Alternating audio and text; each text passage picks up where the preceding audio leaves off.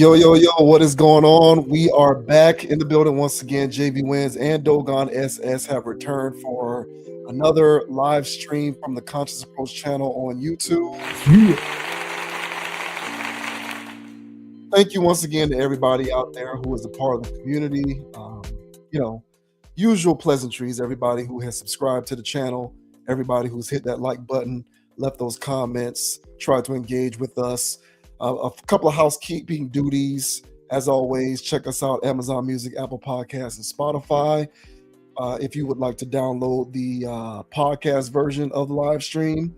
Also, you can also check us out on TikTok at Conapproach, CONAPPROACH.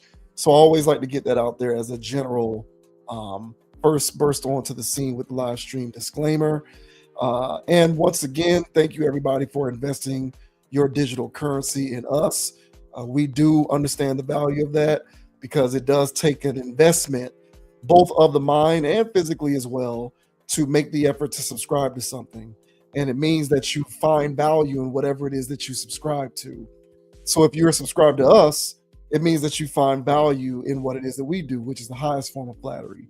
So we don't take that for granted. We are very appreciative of it as we continue to, try to curate our own little micro bubble of an algorithm and develop our own little community of diverse, free-thinking individuals out there in the world. Now, with that out of the way, we'll go ahead and get things kicked off.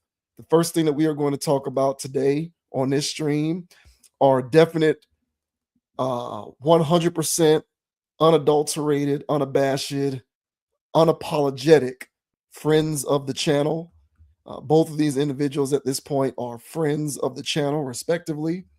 So it stands to reason that combined, they are super friends of the channel. There you go. Very good. Very good. But I thought that this was interesting. This was an interesting thing that happened that had the internet talking, because the internet loves talking about these people. But Russell Wilson and Ciara were guests on the Hot Ones show. You know that show, Hot Ones, where people ask a series of questions, and if you elect not to answer the question, you have to eat a hot wing, and the wings get progressively spicier. And so as they get progressively spicier, you are left with a conundrum. You can either answer these questions or keep eating these spicy hot wings that continue to get spicy and spicy. Now, I know me personally, I'm not the biggest spicy fan in the world. So at a certain point, I would have to start answering questions because I don't really do spiciness like that. There's a limit to my tolerance for spicy foods. So for me, it wouldn't last that long. But everybody's tolerance is different. And apparently during this episode of Hot Ones, the question came up as to which ring was more important to Russ, his wedding ring, his engagement ring, or the Super Bowl ring. And people thought that it was pretty hilarious that instead of electing to answer the question, Russ decided instead to just eat a hot wing because he didn't want to answer whether his Super Bowl ring was more important than his wedding ring or vice versa. So this says Russell Wilson struggles to choose between his Super Bowl ring and wedding ring when asked by wife Ciara.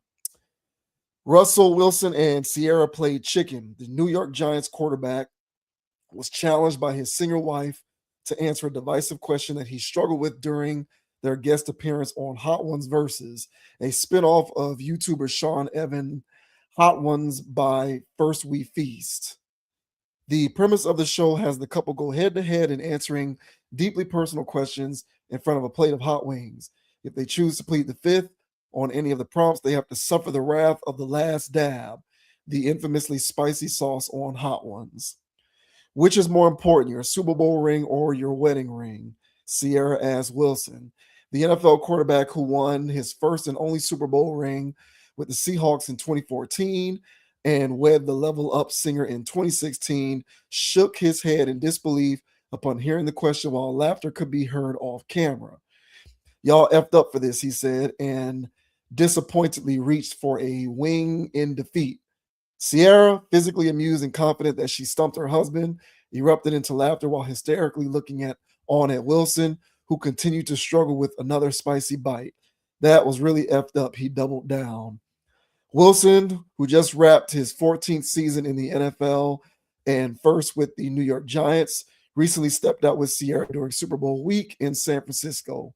They spoke with people on the red carpet at the One Party by Uber on February 6th about successfully playing matchmaker for their famous friends. We get excited when we get to help our friends find love, and it brings us joy, Ciara said. So blah, blah, blah, blah, blah. The rest of that is not important. Now what I want to do is actually pull up the clip of the exchange in which Russ decides that he doesn't want to eat. He doesn't want to answer the question. He'd rather just eat the wing.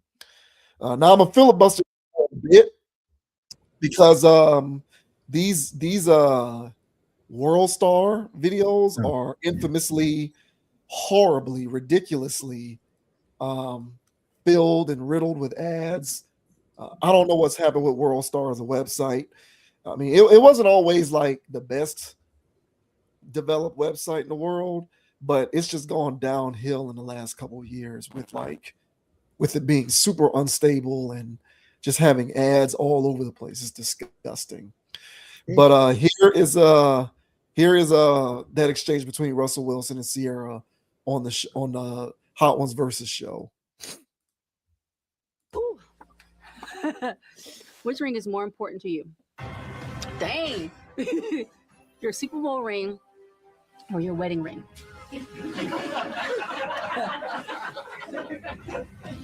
Y'all fucked up for this.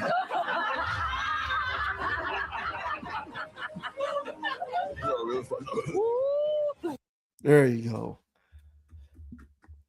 So per usual, the internet is having a blast just dissecting this particular situation. They are, once again, like they always love to do, reading into the dynamics of their marriage as a result of this particular exchange. What did you think about Russ deciding that he'd rather eat the hot wing than answer that question? You know, it's good for TV, I guess, or the internet, whatever anybody want to say. Good for ratings, good for their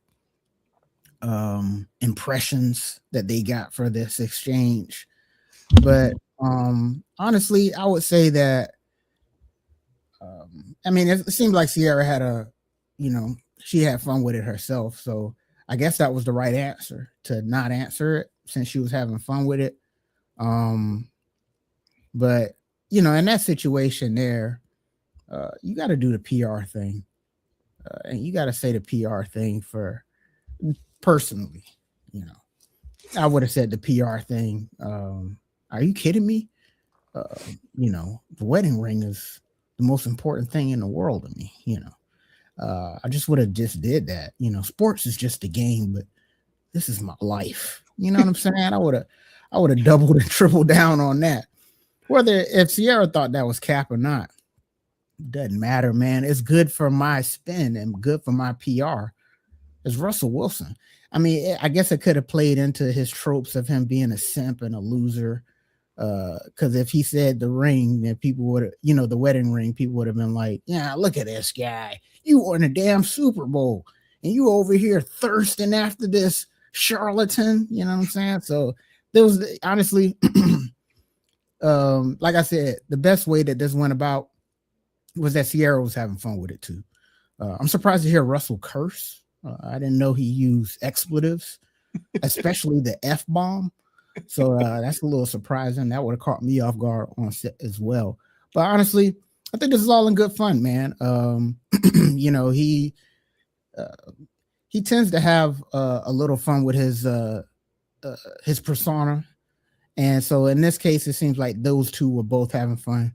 You know, it doesn't look like anybody was caught off guard or anybody was genuinely upset or anything. So I think this is all good fun, man. And if there's honestly people on the internet making think pieces about how Russ is a simp on this one, I would love to hear that explanation so I can get a good laugh. But what are your thoughts, bro, on Russ pleading the fifth, 1, 2, 3, 4, fifth on whether or not his wedding ring or the Super Bowl is more important? What are your thoughts, bro? Yeah, I thought that this was funny too. People are doing that, by the way, unfortunately. And I think they're only doing that because it's him. I think if it's the same exact dynamic, but it involves a different couple, I think the reading of the room would be different. But because it's Russ specifically, and he has this narrative that's been following him of being a buster, a cornball, people are going to elect to just dive even deeper into what is otherwise just I think it was just a lighthearted situation. You know my number one rule with stuff like this. I think non-married people, especially non-married people who have never been married, should never ever under any circumstances comment on the marriage of another person or other people. I just don't think that makes sense. You don't have that firsthand experience, you don't have that knowledge, you don't have intimate understanding of the requisite qualities that it takes to make something like that work. And I'm not saying that what they have going on is the quintessential perfect situation. I'm just saying that without you being married yourself or having never been married, you shouldn't reserve the right to comment on another person's marriage. It's just one of my golden rules. What I typically do is comment on others who are commenting on it, but I try to stay out of the way of commenting on it directly. I've never been married before. Seems to me, based upon how this played out, that they kind of rib each other like this on a semi-regular basis. That's kind of how I took it. And I kind of feel like she looks at it as all in fun. So why shouldn't everybody else? And likewise, I would also say, even though I don't know the persona of the people in the peanut gallery who are commenting on this critically, something tells me that the majority of these individuals are probably unmarried. I'm just guessing. Because married people have too many times tending to their own marriage to be sitting in the comments section talking about what people do during a versus hot wing show. So I thought that this was all fun and games as well. It's interesting. I found myself in the last couple of years becoming more of a Russ defender, because I feel like when it comes to Russ, it's like instantly, where's the beef? I kind of feel like he's in a position in which anything he does, people are just going to look at it a certain kind of way based upon their Russell Wilson induced preconceived biases. And I really do feel like if you put any other individual in the exact same situation with the exact same responses and the exact same reactions, people will read it differently because it's a human being other than Russ. But because it's Russ and people have their preconceived biases, they're going to look at it with a hint of, well, how corny is this? Or how lame is this? Or how much of a buster is he being today? And at the end of the day, you don't know their dynamic. You don't know what makes it go. You don't know what makes it tick. So I'll say it is what it is. I thought that this was pretty funny, and I didn't really see the harm in it. Yeah, I'll talk on people's marriage, me personally, because I have the right to, right? But and I'll talk on people's relationships too, even if they're not married. But even while I'm talking on it, I always give the disclaimer somewhere in there that I don't know what's going on in their house. I don't understand their dynamics. People love to tell me about, either it's at work or something else or whoever. I would always hear, other people's situations that people got going on. And I'm always hearing it from one side of the street. I'm hearing how this person's being victimized, how they're dealing with a narcissist or something like that. And as I'm hearing the story, I'm pretty much in the boat of, I'll give my take on this situation from what I'm hearing, but it sounds like they belong with each other. And I don't understand their dynamics in order to because they're with each other for a reason. So somewhere down the line, one person attracts the narcissist, blah, blah, blah, blah. So I'll weigh in on things, but I'll always leave the caveat of, I ain't in a house. I don't know what's going on. So when I talk about Russ and stuff, I did have criticism of his wife. I did have criticism of him of letting his wife walk out there bucket naked. But at the same time, I'm not in their house. I don't understand their dynamics. He probably got a little Kanye going on where You know what I'm saying? He likes to think that, you know, he likes for other men to want to smash his woman. He probably got that complex going on. I don't know that. So you always got to reserve that for, hey, I could be wrong. But as I'm seeing this, I don't like that because idealistically kind of thing. And I think that's how a lot of people try to, they treat Russ, you know, in their idealistic frame of mind. And a lot of the idealistic frame of minds that's going on right now seem to be red pilled. And so that's why they come down on Russ, because he is definitely not on the red pill side of the street. So everything that he does is inflammatory towards that community. So hence him being the lame, him being this, him being that. And I'm sure they're having fun with this one now. You know, too scared to stand up for himself. You know what I'm saying? Let that wench know that your Super Bowl is more important. Don't chicken out and eat no wing. So, hey, it is what it is, man. You know, and at the end of the day, especially when you're dealing with celebrities, you never really know what they got going on. You don't. But for everything on the surface, they've been together for a while now. Everything seems to be as smooth as it can be. You really don't hear any drama coming out of their household. If there is any drama centered around them, it's about from other people not liking what they're seeing that they're doing, but they seem to be comfortable with it. So that's where I step in and kind of agree with you from the sense of, well, I'm not married. I'm definitely not close to their marriage. So who's to say? To each their own. They seem to be enjoying themselves and enjoying their lives. So I think when people are observing other people's relationships, I think it's me personally, I think it's okay to, on one hand, look at it through an idealistic lens of, if I were in that situation, I wouldn't tolerate that, but not to the point where you're condemning that person, you know, for living a way that you're not living idealistically. So yeah, Russ, he can do his thing. I've had my spats with him, but they seem to be chilling. So rock on out, man, and do your thing. Hopefully post-retirement, Russell Wilson is a joy for the internet, because he seems to love the camera.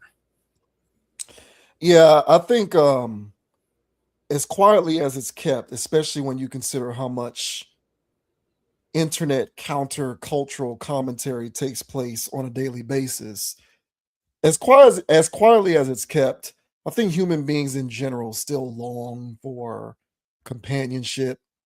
Now, whether that companionship is in the form of marriage or not, that's an individual decision. You know, if you're still a believer in that particular civil union, then that's fine. And if you're not, then that's also fine. But I think people intrinsically desire to be with somebody.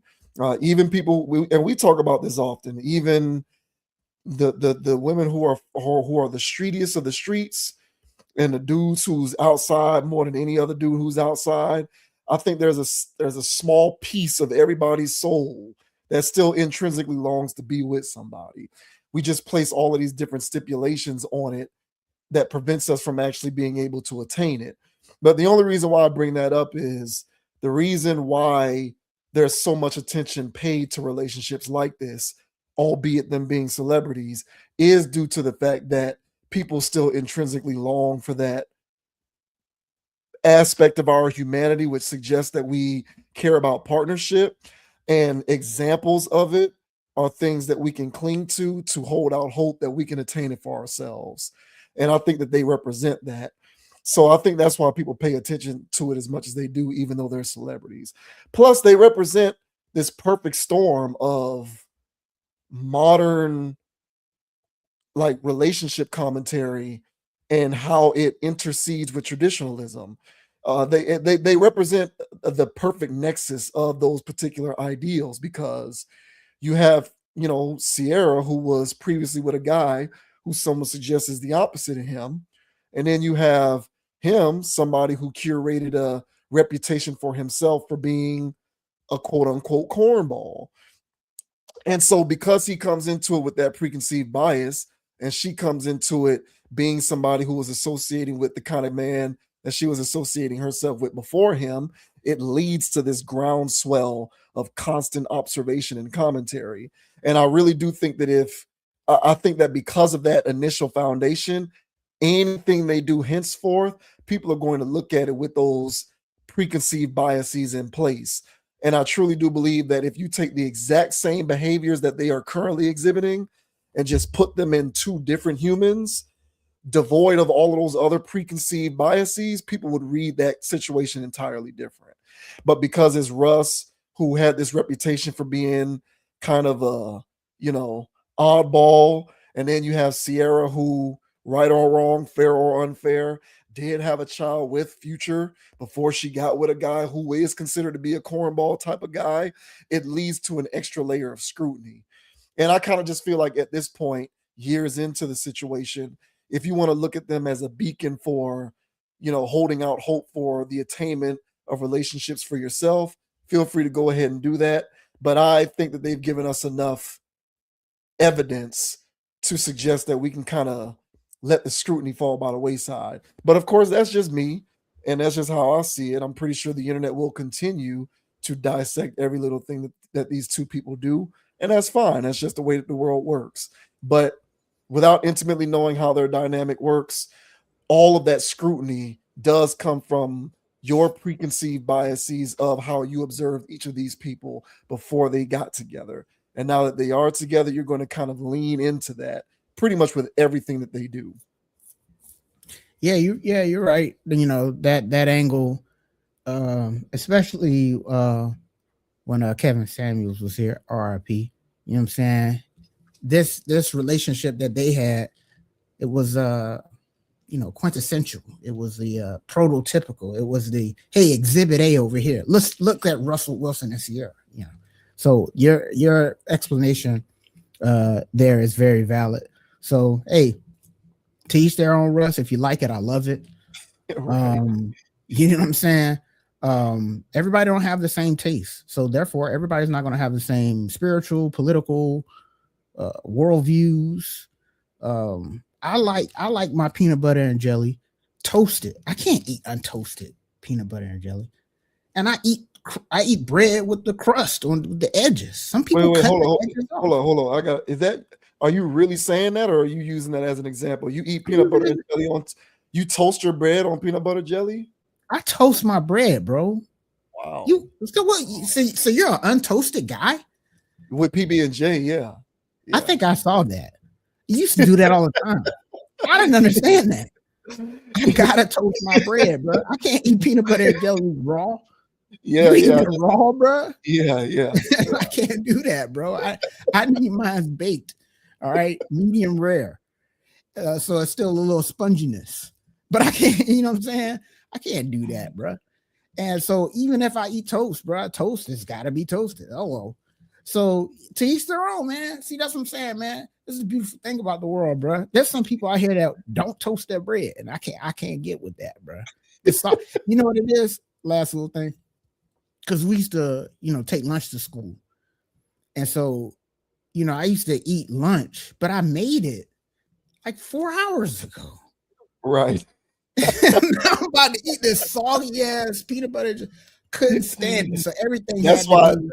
Yeah, that's why I never did PB&J for school lunch. I never did it because come lunchtime, it's all wet. It's just a wet.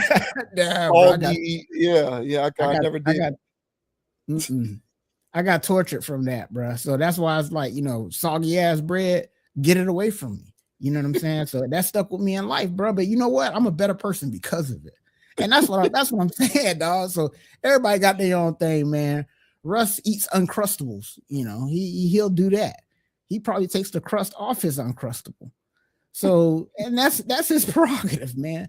So long as he's happy, I love it, man. So shout out to all my people. And let us know down in the comment section, guys. Side note, man, do you guys toast your bread for your, I guess, PB&J or any other sandwich? I cannot. No, it matters. It matters the type of sandwich. It does, because like grilled cheese, I'm toasting. Any sort of like a ham sandwich, turkey sandwich, anything like that, I'm toasting. But PB&J, I don't toast. So The specific kind of sandwich, you do have to qualify that because that does matter. I don't toast my bread for every sandwich, but you know what else I do? Just real quick, Yeah, of course. something else that I do with food that I thought was normal, but apparently no one else does this. I completely unpeel a banana and just eat it straight up. Like I don't unpeel the banana like as you go. Yeah.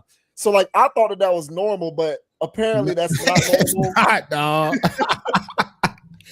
Not dog. That's Metro Zoo behavior, bro. Nobody else does that, bro. Hey, I could be wrong, man. That is how I eat bananas. I unpeel it all and then I just eat the banana. I witnessed that too, bro. I think I witnessed all of that at the Gram, bro. But I was like, hey, but that's my thing though. That's like, it's still a thing of, okay, that's him. You know what I'm saying? That's what makes him rock. He clearly happy with it. You know what I'm saying? So, but yeah, man, I'm a peel as I go kind of guy, man. Yeah. What do you do with the residue in your hands? I'm just eating it. Yeah, I just eat it. I usually keep it like I keep a paper towel there and I'll just wipe my hand, wipe my fingers. You know, fair enough. Yeah, are there any total banana peelers out there? Let us know in the comments. I don't know, man. You might be your own. I might be. Hey, look, I'll be that. I don't mind. It is what it is. I'll be that. But look, man, shout out to Russ and Sierra, man. It's just. I think at this point, we can move past this. It's like instantly, where's the beef with these people? Like, get over it. Yeah, she was with Future, and yeah, he may or may not be corny according to your definition or whatever that means. But they together, and it does seem to be working. People are always looking for the dysfunction and stuff, which I think speaks to our weird, pervasive need. Well, not pervasive, but like our weird, perverse need to see things fall apart. It's like we're waiting on that, but I just think that they just are what they are, and it is what it is. Yeah, ABJ crew in the chat. He say he like his PB&J's raw too. Oh no, he also said total banana peeler. That's sociopathic behavior. Okay, all right, now we're on the same page. Way to balance it out, bro. Way to balance it out, man. Raw dog and PB&J is not my thing, bro. I can't do that, bro. Oh, man.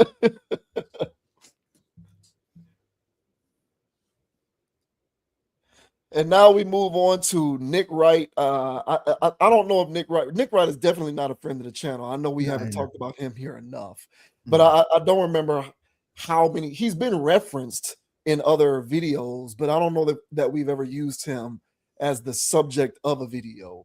But I thought that this was interesting commentary from Nick Wright, who was a part of Bill Simmons' podcast.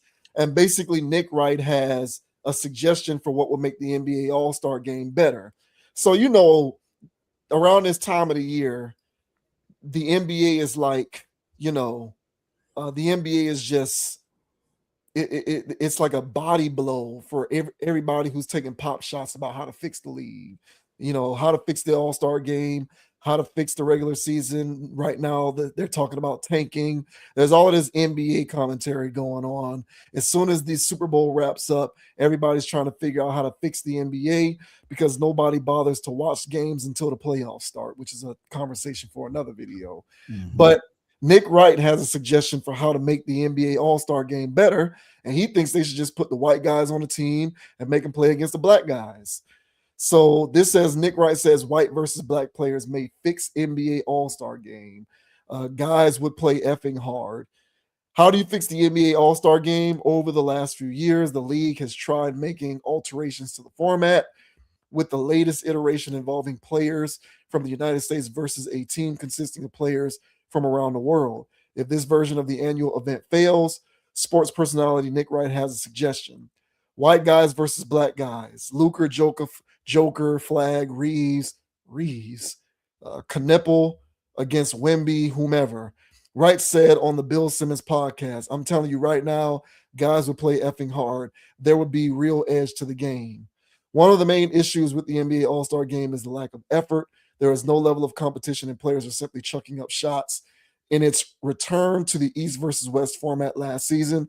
For the first time since 2017, the Eastern Conference attempted 146 shots and a record 97 three-pointers to defeat the Western Conference 211 to 186.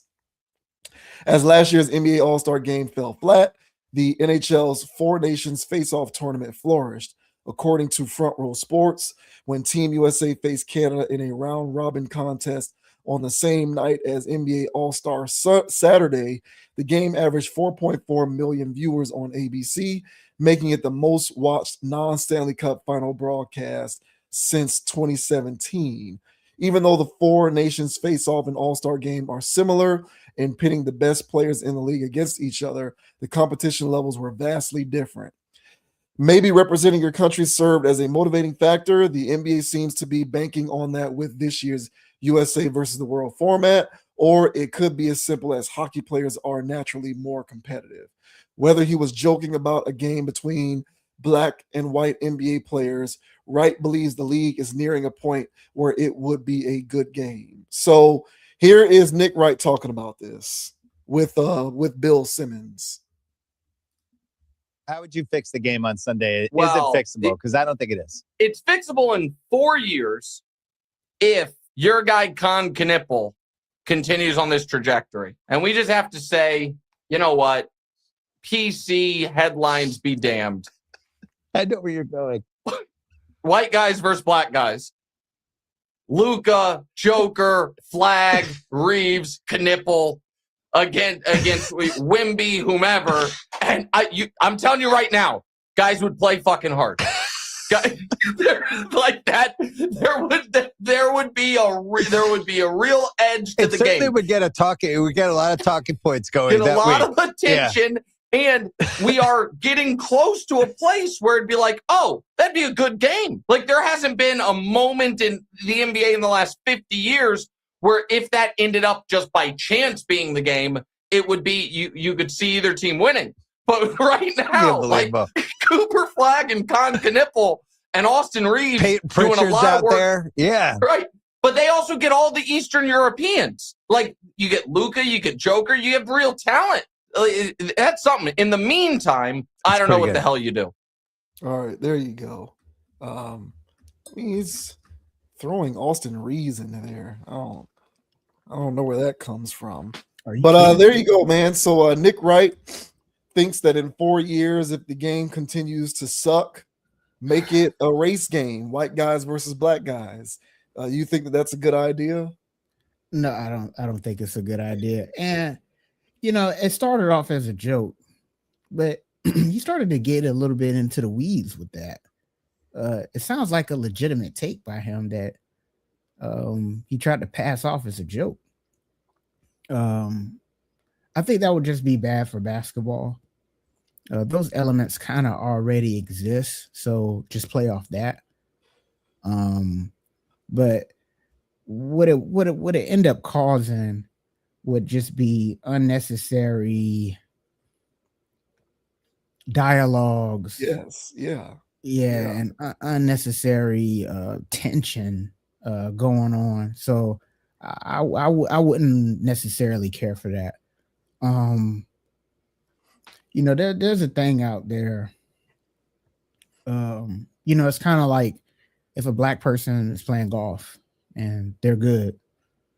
Black people are going to be fans of that person. They're not fans of golf, but they'll be fans of that golfer or that tennis player or that whatever type of person. And they would follow a black person in a sport that's not dominated by black people, just so they can say black people dominate sports that's not dominated by black people. And I'm sure I've seen the headlines. I've heard the talking points. Just heard Nick Wright. When there's white guys that's doing stuff that's good in a sport that's air quote dominated by black people, white people can't get enough of that. So they can't get enough of Luka, Jokic, Austin Reeves, apparently. Knippel's come out of nowhere. Cooper Flag's the new unicorn, right? So they love it. And so I just think that he's just a little drunk off that. It sounds good. Yes, it sounds good. He would like to see that. Because you know all the tropes are gonna come out. They're more fundamentally sound. No, they're not athletic, but they're sneaky athletic, right? High basketball IQ. All that stuff's gonna be coming out of the woodworks whenever they're talking about that stuff. So I don't have time for that personally. If you want to make the NBA a better product, there's 1,001 things I can think of before we started segregation in the NBA. But what are your thoughts, man, on Nick Wright basically saying making teams, racially divided basically is what's going to get these guys to play harder? What are your thoughts, bro? Yeah, it's a good idea and a horrible idea at the same time. It's more a horrible idea than good idea. But there are some elements of it that are good. Those elements being, I do believe that the players would care more and play hard if this hypothetical scenario were to play out in reality. I do think the players would lean into it. You can go to any rec league and yeah. you can go to any LA Fitness or 24-hour gym or 24/7 or any gym with a basketball court. And if you've played enough basketball in your lifetime and been in a pickup game where the majority of the players on one team are black and the majority of the players on the other team are white, there's a little edge to the game, to use his word. Mm-hmm. So I do think the players would turn up for that. And I do think that more people would watch. So that's where it is a good idea. However, where it is a horrible idea is this country is already a powder keg for divisiveness and fighting already. The last thing that we need is to create a mechanism for there to be more overt fighting over this stuff, over a league that's already rife with enough racial commentary in the NBA as it is. I just don't have time for it. I don't feel like dealing with it. It's just, like you said, it's going to add to a lot of ancillary conversation, and those ancillary conversations are inevitably going to boil over into contention and conflict. Mm-hmm. It's just inevitable. It's going to happen. And the interesting thing about it is like, and I don't say this as a criticism. I don't. White people are going to root for the white team. Yeah, of course. And I don't think there's anything wrong with that.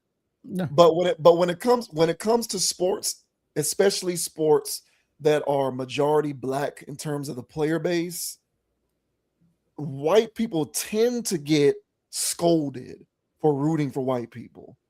I mean, you've seen it with there's this insinuation that that Caitlin Clark is only as popular as she is because she's white, and so she's being carried by the white fan base. My response to that is, and so what? I mean, the majority of this country, statistically, population-wise, is white. So if there's a white player who's good, they're probably going to like her, and she's probably going to get carried by a majority white fan base. I think the numbers would suggest that that's going to happen. But in basketball in particular, whenever, people who aren't black, white people specifically, want to like kind of root for the white player, there has to somehow be some racial undertone behind it, as opposed to it being something as simple as them rooting for a player who's white. So it's just going to lead to a lot of ancillary contentious conversation, and it's just going to lead to a lot of shouting as far as I'm concerned. And, the NBA is already uniquely positioned in such a way that it has to deal with ongoing racial commentary, like as a baseline way that it continues to exist in the world. And so you're just adding fuel to that particular fire by adding in an element such as this. Because what is going to happen is white people are going to root for the white team, and then black people are going to get mad at white people who are rooting for the white team and suggest that they are somehow racially motivated for rooting for the white team, which they would be, but it would be racially motivated, in my opinion, a reasonable way, because I think whether white or black, everybody likes to see somebody from their own community to succeed, even if we're talking basketball. Right. So to me, I would expect white people to root for the white team. But you already know that if such a game were to take place, once the white people started rooting for the white team, then those same people would have to defend themselves against the idea that they are somehow racist in a bad way because they were rooting for the white team. And so I'd rather just not deal with that and just keep having them tinker with this in other kinds of ways. Because if they did something like this, it would just lead to a whole lot of shouting, yelling, and fighting. Yeah, it doesn't. It wouldn't benefit anybody. I think this is some, wet dream fantasy of Nick Wright, and let me tell you why. Because all of that stuff that you explained, as far as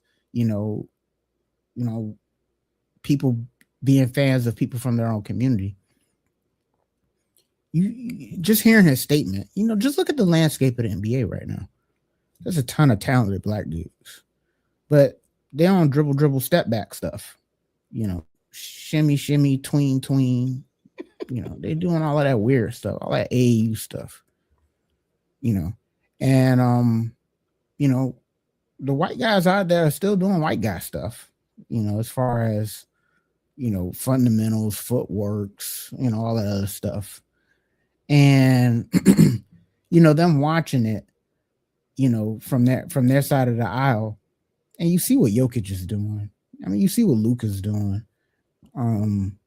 It's just that they're playing a more, and they're not athletic, but they're still dominating in the league, even though they're not even athletic. And it is because of how they know how to finesse the game and use their footwork, use leverage for certain things. And so being a fan of your own community, you're watching that and you go, I think we can take on these jungle bunnies. And I think we can really go toe to toe with them, because they don't know what they're doing. And so now that he's got Knipple and Cooper Flag, it's not just a novelty thing anymore. They got, and Austin Reeves, they got legitimate hoopers. So he would love to see that for his own entertainment. And that's why I said this is his own little wet dream fantasy thing. Because, in the deepest recesses of his mind, he really believes that the all-white team is going to destroy whatever, we line up as African Americans. So, and that's what I'm saying. And he's entitled to have that. He's entitled to have that. But me personally, I don't think overall the sport would benefit from that. One could argue that the reason why the sport blew up in the first place was because of the racial tension between Magic Johnson and Larry Bird. Excuse me, which is true. That was a thing. That was an element. But y'all saw what happened recently with Caitlin Clark and Angel Reese. It was very toxic online. It's still very toxic. Yeah. I wasn't there for the Magic Johnson thing, but it damn sure wasn't TikTok and Instagram Reels. Right. Yeah. So it would only lead to toxicities that I don't have time for. Because I'm telling you right now, that Caitlin Clark stuff was nauseating. Couldn't stand it. It was every flipping day, man. So thank goodness she scared off a lot of her supporters with her her points of views. Okay, so that got a lot of that stuff off our back. But for the most part, we'll hear this throughout her entire career. So sorry, Nick Wright, not going for it. I don't want to see it. I don't even want to see an exhibition game of that. I just don't see the point of it. It just doesn't seem useful. No, they'll be running segments on mainstream news media about, race in America based upon the whites versus blacks all-star game. It just wouldn't be like I said before, this country is a powder keg of infighting enough as it is. We don't need more salt poured on that wound by having a sanctioned professional sporting event that's divided by race. That would be disastrous. That would be a disaster of epic proportions, in my opinion. And Nick Wright, to me, I think he's an ally. I actually think Nick Wright would likely be on the side of the black team winning, because Nick Wright is one of these people in the media who tends to lean more heavy towards the, and now, granted, I do think that he's fair-minded enough, if I'm giving him credit. I just can't stand him with the LeBron and Mahomes stuff. But outside of the LeBron Mahomes stuff, he is, in my opinion, mostly fair-minded. But even within the context of him being fair-minded, he tends to lean more on the side of, our community being the victims all the time. Yeah. Right. So I feel like within this particular context, he'd be on the side of the black players versus the white players, I think. But I just don't know to what purpose it would serve. The only sport that has been able to successfully use race as an aspect of how it operates and it continue to function and not cause people to kind of go off the deep end on one another is boxing. Boxing, for whatever reason, is the only sport that has been able to leverage race as a weaponized form of competition throughout the course of its history. When you watch boxing, that's more than if you watch a big time boxing fight and the fighters involved are interracial. That ain't just this fighter against this fighter. That's black people against Mexicans. That's Italians against Russians. That's black people against Japanese people. That's Puerto Ricans against Cubans. Like, boxing is the only sport that is able to safely traffic in racial hate and it continue to go on and thrive. Well, it doesn't thrive anymore, but back in its heyday when it was thriving, it was able to thrive off that. And we'd have to have a conversation as to why that is. I think there's various elements that make it to where that's okay. Like the national pride inherent in the boxers who do fight. They tend to always wear their flag colors or represent their country in some capacity. It's 1-on-1 as opposed to 5-on-5. It's lacking in team sport or any of that kind of stuff. So there's various sort of environmental factors that contribute to why boxing is able to successfully parlay that. But boxing, as far as I can tell, is the only sport that is able to leverage race as a part of the way that it operates and it not impact it in a terminal way. International soccer also traffics in race, but things get bad. Like, I've seen videos with international soccer matches where it gets real bad and they're just throwing stuff and people are getting hit with fireworks and pepper sprayed and getting paint thrown on them and all kinds of crazy stuff be going on in soccer, because soccer is another sport, international soccer, where race just kind of gets lumped into it. But when it comes to like these domestic sports, the NBA and the NFL, race is already a constant part of the conversation, even when it shouldn't be. That if you add an element like this into it, it's just going to create more fighting and more people yelling and more people trying to claim some sort of inherent superiority based upon the outcome of the sporting event in an effort to sort of, minimize the contributions of the other person. And so I kind of just feel like we should just let that go, because people can't handle these kinds of conversations responsibly. The second that a white person fixes their face to root for Caitlin Clark, race has to be a part of it. And again, like I said before, race is a part of it, but is that a bad, like, why? I personally don't find it all that shocking if a white person roots for a white basketball player. Like, that to me is not objectionable. It's not. But we see that oftentimes in basketball when it's like, oh, this white player is getting all of this, praise from white people. Yeah, and that's just the way it works. Black people do the same thing. So I would just rather sidestep all of it entirely and just let them tweak it in other kinds of ways, because that would be an unmitigated disaster. Yeah, and ESPN would be unsufferable. Just would not be able to watch one segment. Honestly, I can't watch one segment now. Right. But but if there's something that comes across my feed on my timeline or whatever, like a little clip, I may entertain it. But if they're doing that with basketball, I mean, I can't deal with it. So keep that away from me. If you want to have some type of psychological race thing when it comes to any kind of sport, basketball, since we're talking about basketball, if that's how you feel about it, you can still have that when he's got a Cooper Flag as his teammate. So to see them divided, just so you can see how it stacks up. Me personally, I'm not interested. I don't want to see that. Yeah. Mm-mm. Yeah. First time being the central subject on a topic on the channel, Nick Wright. So congrats to you, Nick Wright, for that, sir. But I hope they never consider implementing that idea. That is not a good idea.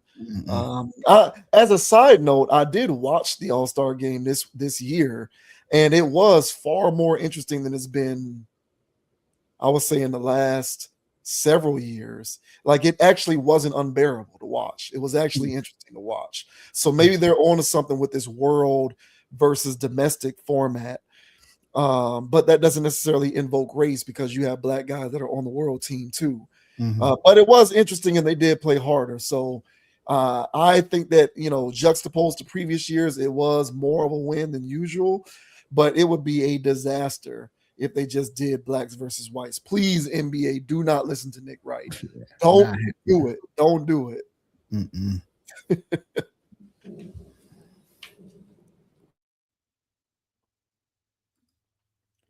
Moving right along, we have friend of the channel, Cam Newton, who recently was on, what's the show that he was on? I didn't even pull up the tab yet.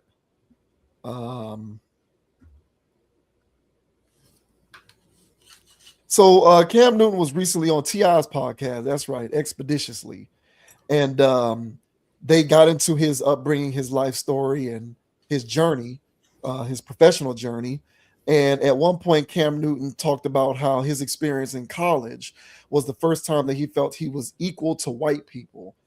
And so this was clipped and shared all across the internet.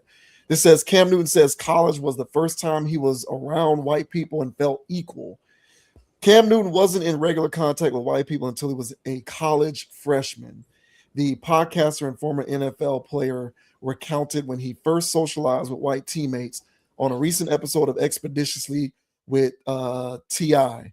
The 36-year-old, who hails from Atlanta, first attended the University of Florida, where he played for the Gators and apparently rubbed shoulders with white football players for the first time in his life. Newton began by saying he attended college early at 17 years old and was experiencing so much. That was the first time I was around Caucasians on a regular basis, that we were in some way, shape, or form equal. Being in Atlanta, on the south side of Atlanta, the only time you experience or you come into contact with a Caucasian is because that Caucasian is in a senior position, a teacher, a coach, a officer. So now I'm walking around white people as teammates, like I don't know how to interact with them. Newton continued, calling the experience weird. So it'd be crazy to me when people be saying this person is racist, or this, that, and the third. I'm saying that person just don't know, because when you really talk to people and you start to say, when was the first time you came into contact on a regular basis with a person that didn't match your gender, your race, your ethnicity, your religion, all in the melting pot, you'll be shocked at what you find. The conversation shifted to T.I., who said some of his earliest interactions with white people were in middle school, and that they were often the butt of jokes, although he wouldn't tease them. Newton caught flack while playing as quarterback for the Carolina Panthers by saying that America was beyond racism in a 2016 interview with GQ. So, per usual, the link to this article will be in the description of this video if you want to check out the video of that podcast. They didn't clip that piece out here, and it's a part of a longer part of the video that I didn't look to segment. So you can always click on that article and check that out for yourself. But there's a friend of the channel, Cam Newton, there talking about how his first experience with white people was when he went to college, and that furthermore, he felt as though in that circumstance he was equal to them. What do you make of these revelations on the part of Mr. Newton? This is it's unique to his perspective. He had to definitely bring in how he grew up and how he was raised and what he saw.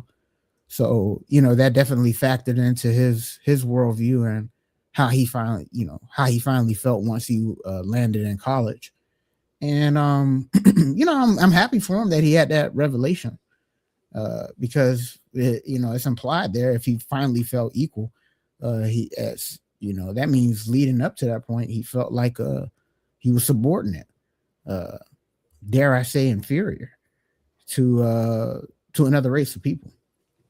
So if he was able to get that off his back and actually, be able to have a stronger sense of self because of that, right on, man. And college has the ability, depending on where you go, it has that ability to do that for you, because if you don't grow up around a different community, in this case white people, if you don't grow up around them, if you don't really get to know them, then they just become, as he said, the principals, the teachers, the cops, the whoever, the authority figures in your life. And the flip side of that, if you don't see people from your community in those positions of authority, then you might develop a complex, thinking that this group of people is better than you. So I'm glad he was able to have that realization. I'm sorry it had to wait until college, but better now than at no point at all in his life. But for me personally, I really think that his statement saying that we're beyond racism and stuff like that. He's in a position right now where he's playing his cards as being a personality, being somebody that's going to be around sports media and other forms of media. He's definitely carving out a lane as a personality outside the football field.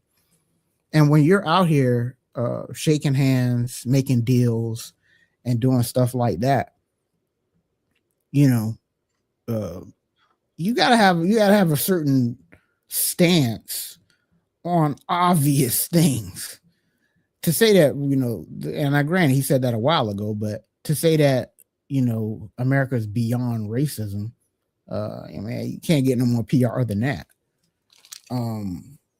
And this is not the same kind of conversation, but it still falls into the same type of bucket of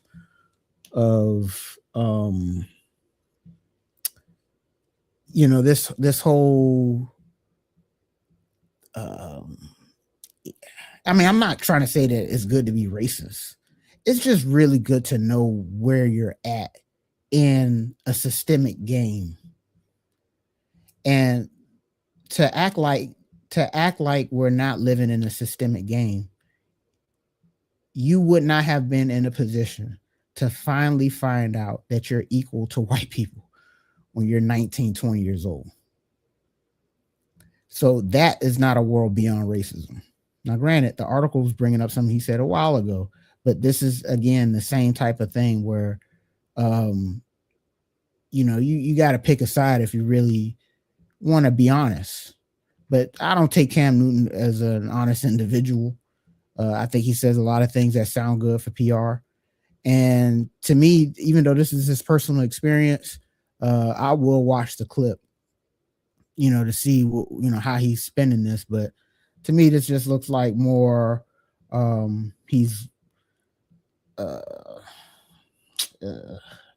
it looks like some type of thing that he's using to show that he's beyond looking at certain obvious things that are still systemic problems. I would say that. But what are your thoughts, man, on Cam Newton? All right, saying that, hey, man, he didn't feel equal to white people until he went off to college. What are your thoughts, bro? It's funny that he says that because I have the opposite reaction. I didn't realize that. I didn't realize how. What's the right way for me to say this? It wasn't until I got to college that I truly realized what systemic inequality looked like. So, like, I think I mentioned last week on a video. I don't remember which video it was, but I think last week I mentioned that, you know, from the time that I was born up until the time I graduated high school, I had 3 white friends total. All the rest of my friends were not even just my friends, but everybody else I was around was pretty much either black or Hispanic.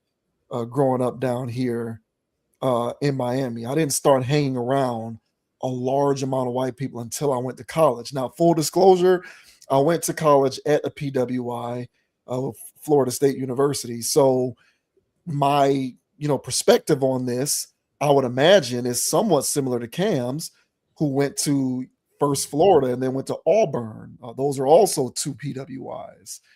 And I didn't really realize what economic inequality and what it means to be disenfranchised.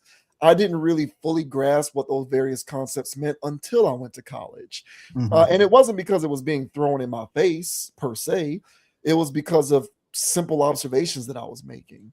It was the mere fact that I was routinely in classes that went 40, 50 students deep, and there were only 3 black people in the class. There's a reason for that.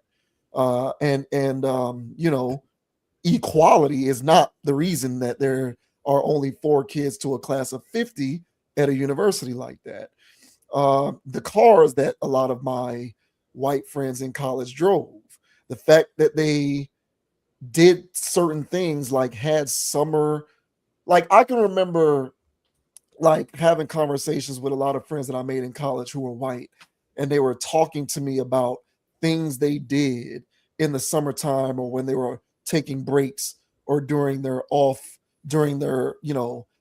times when school wasn't in. And they would mention things like, getting on the kayak that they owned and going on a lake and doing this, or participating in other expensive leisurely activities, or, going to a house that their parents owned somewhere reclusive to hang out and do fun stuff in the woods.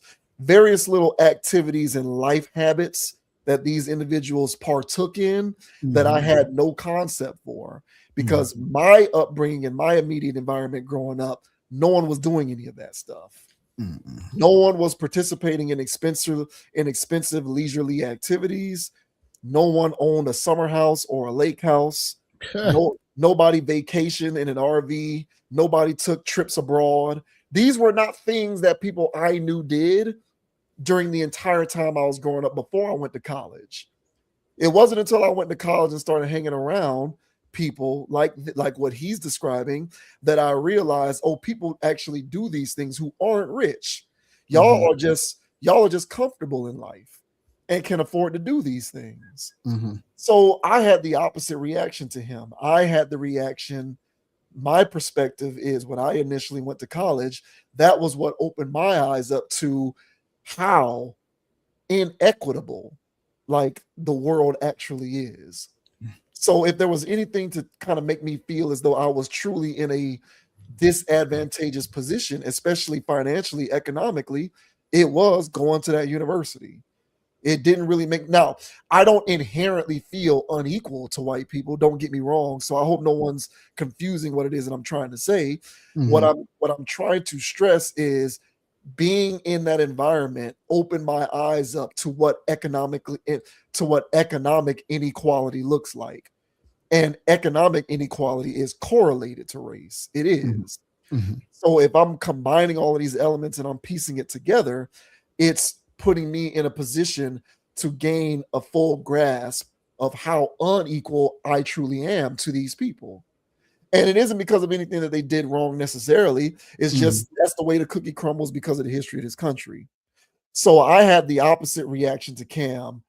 Maybe, there's, of course, the possibility that his perspective is rooted in the fact that he was a 5-star athlete. And a Heisman Trophy winner. Yeah, right. Athletes are living in a different world. So even if you're somebody who comes from the East, he said East Atlanta, right? And but you're a 5-star Heisman Trophy caliber quarterback playing D1 college football in the SEC, your experience may feel on the back end more equitable to your white counterparts than someone such as myself. Exactly. And so I think he's speaking from that particular perspective, but he, of course, didn't contextualize it that way. So it makes it seem as though he's coming off as this, like, not necessarily a race denier, but somebody who's trying to suggest that the various systemic aspects of it aren't as pronounced as others make it seem out to be.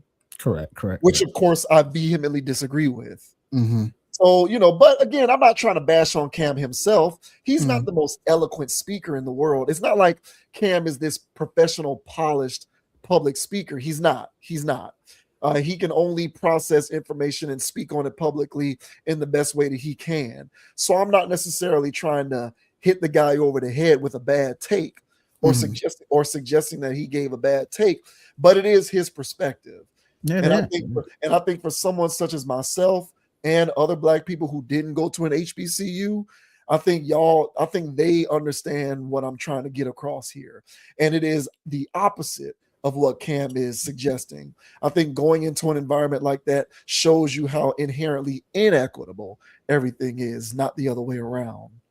Yeah, and that was the point I was going to bring up next, was the fact that, yeah, he's a 5-star athlete, playing at Auburn and Florida, winning Heisman trophies and national championships. I mean, just imagine, being 6'5", 240 or whatever, walking around. You know what I'm saying? All the sorority girls know that's Cam Newton. He's feeling equal in the mug at that point. You know what I'm saying? He might actually be feeling superior at that point. Yeah, you know what I'm saying? So, damn right he's feeling that. But nah, man, but just for the average everyday person, because, I had a friend that was, getting their PhD at a PWI. And, they would always, whenever they would give me their updates, they would always tell me that how much stress, they were going through from, the professors, looking at them like a affirmative action student and not a real student. And so that's how her classmates would treat her. That's how the professors would treat her. And, it was constantly a situation where she's, debating if she should even finish. She did not have the same experience as Cam Newton. You know what I'm saying? Now, granted, it's anecdotal, but that, again, it just speaks to my point that these systemic things don't magically go away when you go to a PWI or you go, whatever. It really has something to do about, you being a 5-star athlete. Even some of those guys get their wake-up calls. But he probably just, he needed to see a different world. He needed to see that, I guess his real worth, because you don't get that living in systemic situations. So, more power to him. But again, this guy has a career. This guy has a career to keep going in the same direction.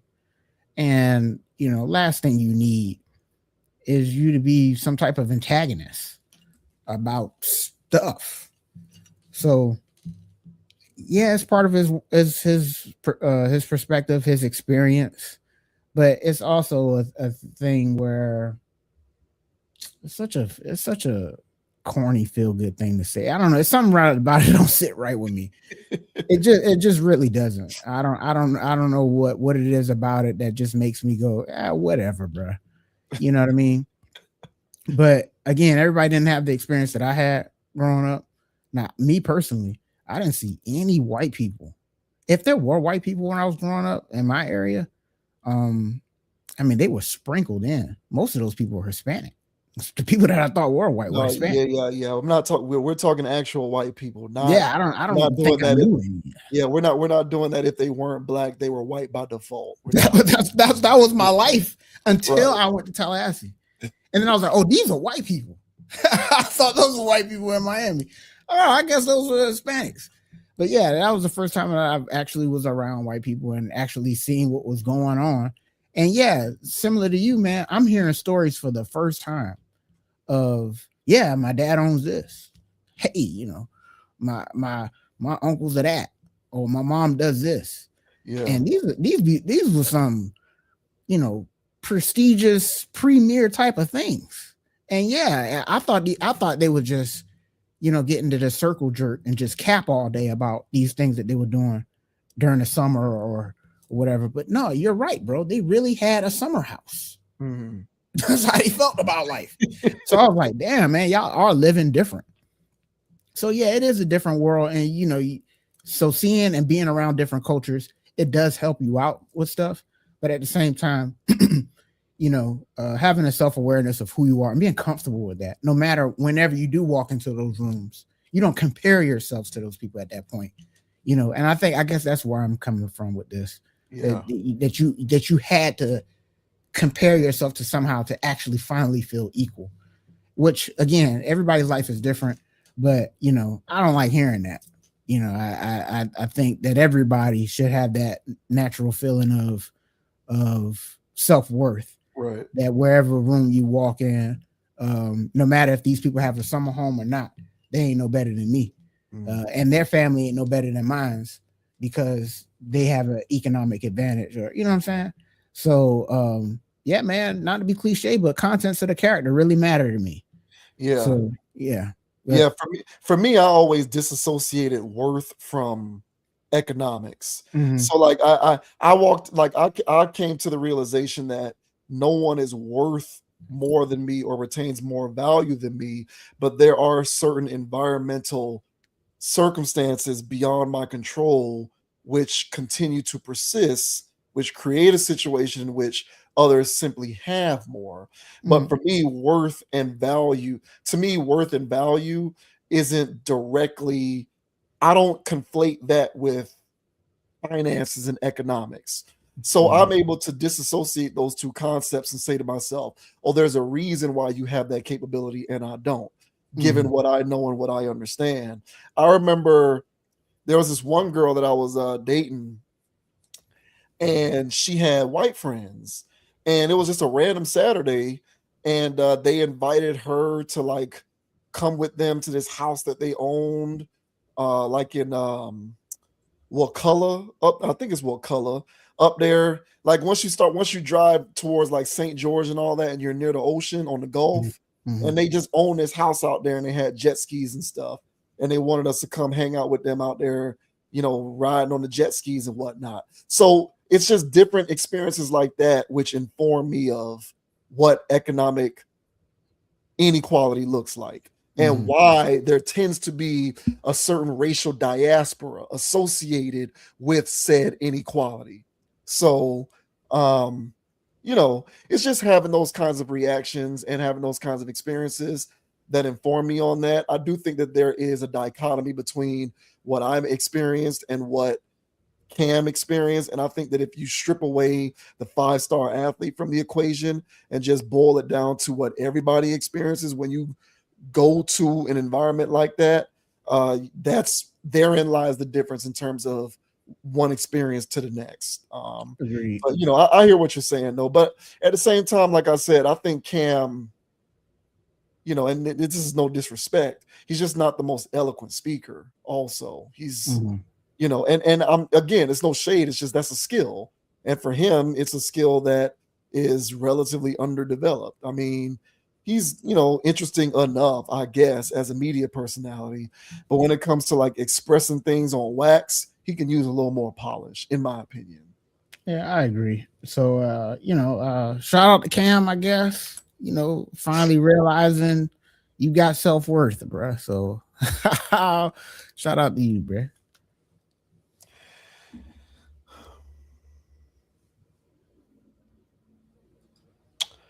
Moving right along, we have someone who is unfortunately a friend of the channel. We have Mr. DJ Vlad here, who is clearing the air on what apparently was a sarcastic attempt to show people how gullible they are in believing anything. What?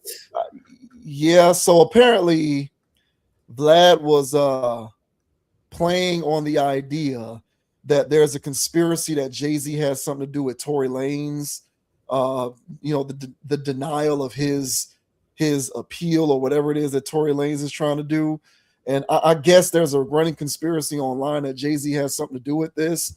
And so here's Vlad coming in here, putting a bunch of stuff out on social media that is going to fan those particular flames. And now he's trying to walk it back, saying, ha, ha, ha, y'all fell for the bit. Look at how easily y'all fall for anything. None of this stuff that I was putting out there is true.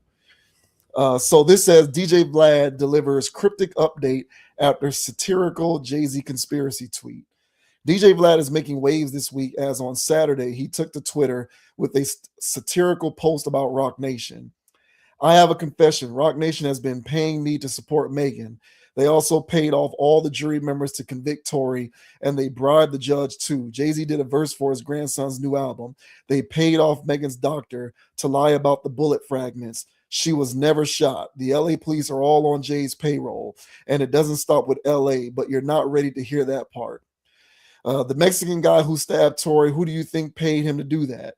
You already know the answer to that. The 3 Supreme Court judges who denied Tory's appeal all paid off by the Rock Mafia.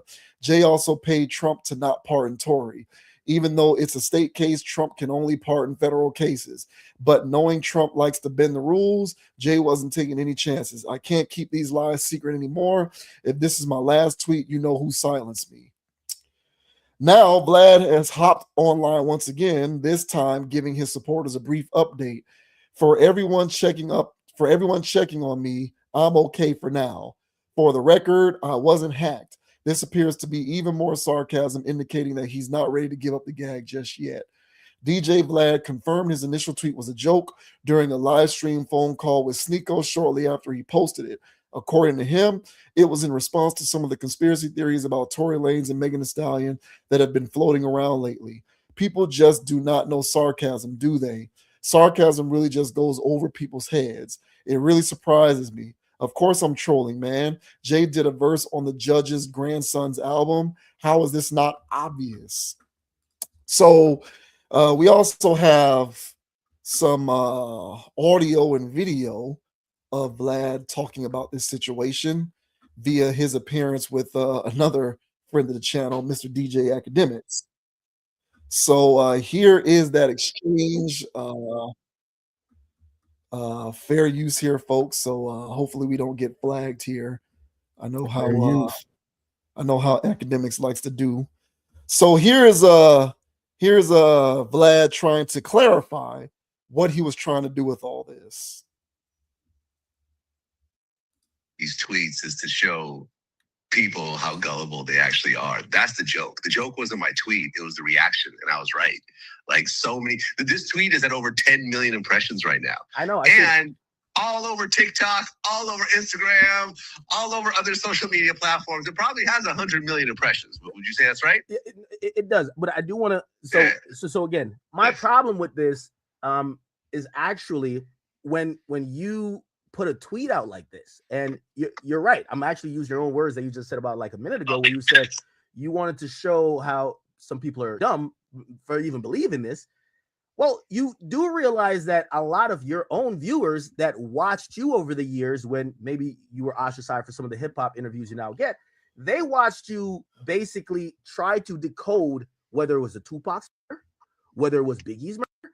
And at that point, we've gotten official responses from all investigative bodies that sometimes went against what you later found, which later then came out, and we know that's the case with Tupac. So there's a time that we could have been watching your content and said, why does Vlad have this fucking lunatic on here talking all the shit? Years later, we see in Vegas, the guy got picked up for everything he said on your podcast. So what I'm saying is that how much are the people that are believing either any of this or some of it or even a piece of it stupid? Or maybe, there's some things to be discussed. Maybe even if you were being, I think you were being satirical. Part of my job is to educate my viewers as well. Like, I want the overall intelligence of my community to go up. And if that means I ostracize certain people who think that everything I said in that tweet is true, then I get it. Not every person is matched to a certain media personality, whatever.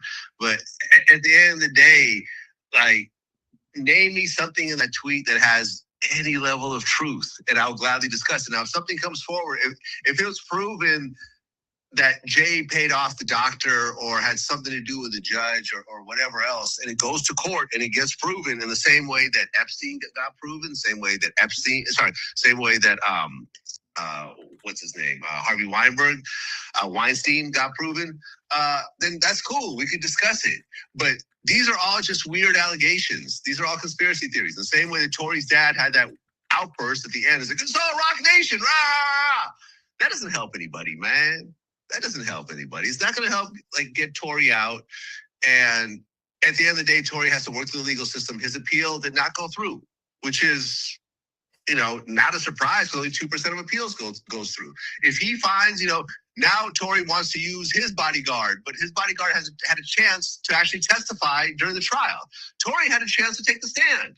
Okay. And this is when I ran to his dad. The first thing I said was, listen, I said what I said about your son, but I still feel that if he didn't do it, he should have taken the stand. And Dad's like, well, he couldn't have done that. And I'm like, no, he could have. He could have done that. Because I interview lots of people who take the stand in their own cases and end up winning. Your fruit jams in the. All right, there you go. Here's. All right, so what do you think about that? What do you think about this? Him throwing Jay-Z and Rock Nation into this and trying to basically educate his listeners and his viewers, I guess, by showing them how gullible it can be to just kind of believe anything online. I mean, I'm not buying that. I guess I'll wait for your response as far as, he's trying to educate his viewers. I feel like there's other ways to educate your viewers instead of, making a tweet like that. Then on top of that, him coming back and saying, oh, people don't understand sarcasm. It's like, no, I think people can understand sarcasm. It's kind of hard to understand certain sarcasms without any other context and through text. So since this was through a text with no prior context that, okay, this is clearly a joke. Yeah, social media picked it up and ran with it because your fans, Vlad, view you as a credible source.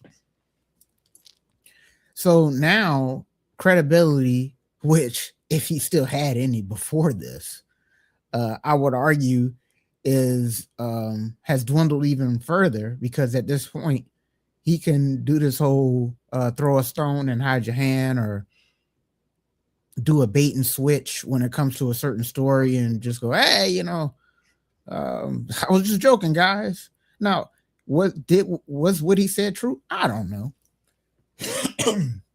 I saw it all over social media myself.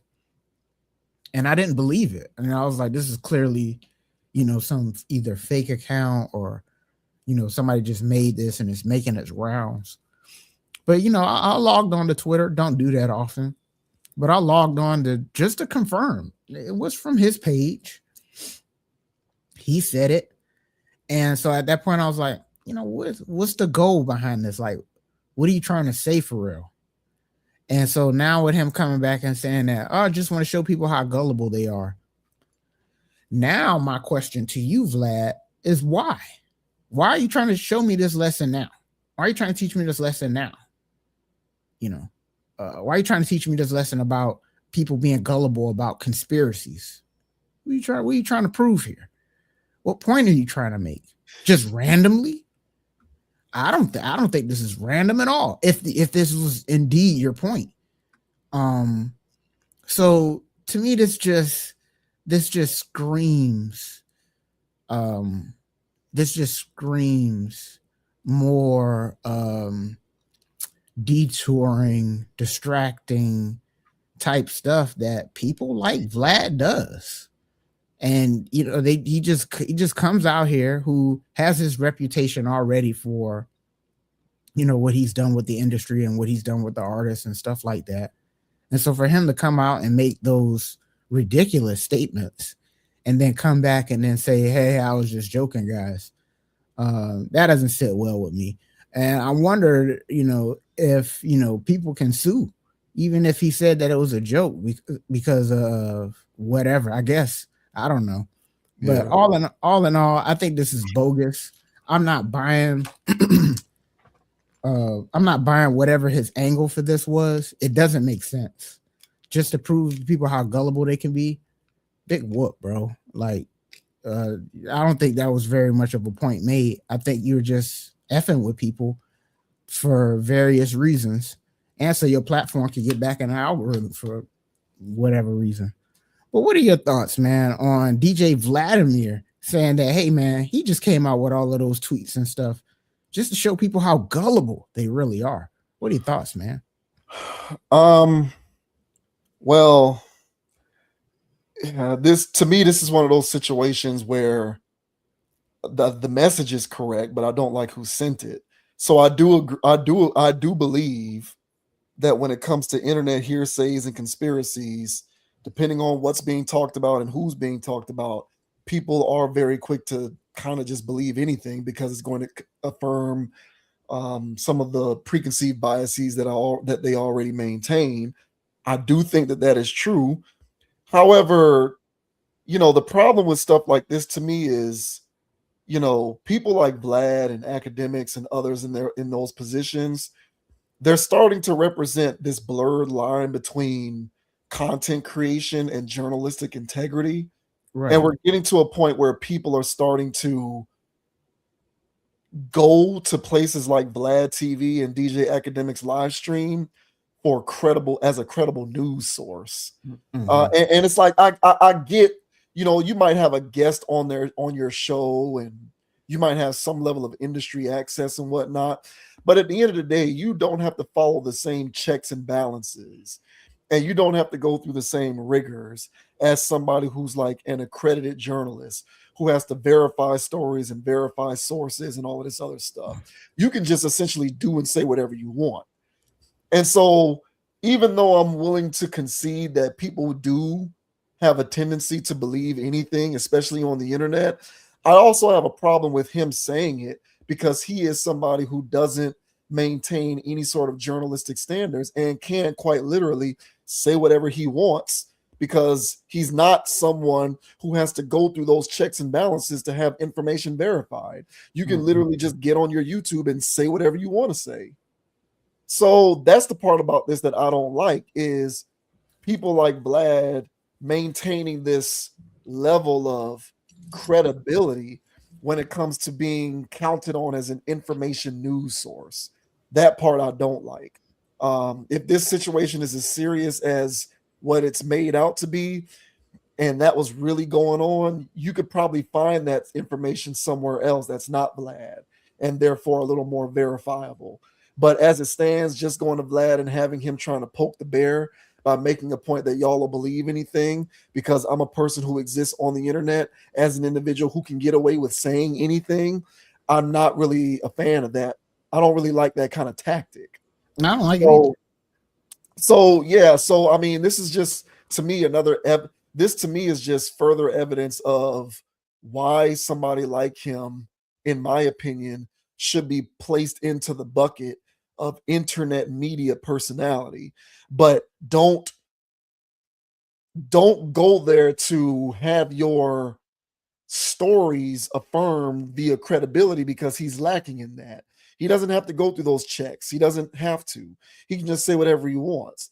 And then when it backfires on him, he can just say, oh, I was just trying to prove a point. Well, it's easy for you to say that. You're not going to get reprimanded or disciplined for not adhering to certain standards journalistically because you don't have to. You're not a journalist. You're not a writer. You're not anything like this. You're just a gas bag on the internet. So you can get away with whatever you want. You can. So he gets to have his cake and eat it too, where he can do or say things that are inflammatory. And if people don't like it enough and people make enough noise, he can just come back on the back end and say, well, I was trying to do that to prove a point. You know, it is what it is with these people, man. But they continue to grow in power and influence, unfortunately, because the internet continues to be this deregulated, you know, shit show where essentially people can just do whatever they want. And as long as you're not being any of the isms, sexism, racism, you know, whatever, transphobic, whatever ism that falls under, as long as you're not doing any of those things to where the machine algorithm will suppress your content, you can just say whatever you want.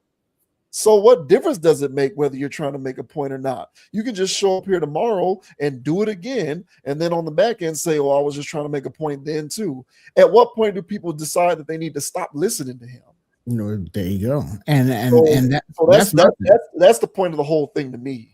Yeah, no, I agree, and that's why I said if he had any level of validity before that, I mean, he just threw it out the window. I would say, like I said, I had to go on Twitter to verify because it just didn't sound right. It sounded out of context. It was like, where is this coming from, man? Like, what's going on? And so I really thought it was fake. So, but here's the thing. I didn't hear satire in there. It just was completely outrageous. You know, like, why would Vlad say stuff like that? Why would he expose industry secrets if it was actually going on? You know, and his trust didn't come from him being a journalist. It came from him being plugged into the industry, you know. And so for me, my trust in that situation came from, okay, well, he rubbed elbows with people that wouldn't know. So I was taking it with a grain of salt. I didn't think he was going to come out and completely flip the script and say, yeah, I was just joking. You were just joking, just to show people how gullible they are, that they can just fall for any conspiracy. Okay, why are you trying to teach me that lesson? Why are you trying to teach me? Why are you trying to muddy the waters in life? So now people are going to be like, this is just probably another crazy, kooky internet conspiracy. Why are you trying to get me to think like that, Vlad? Why are you trying to get people in the community to think like that? And who said it's your responsibility to teach us that? Right. None of this crap makes sense to me. So, you know, so for him just trying to laugh it off with academics, come on, man, y'all really buying that? Well, Nick, you said it. So at this point, should we believe anything you say at this point?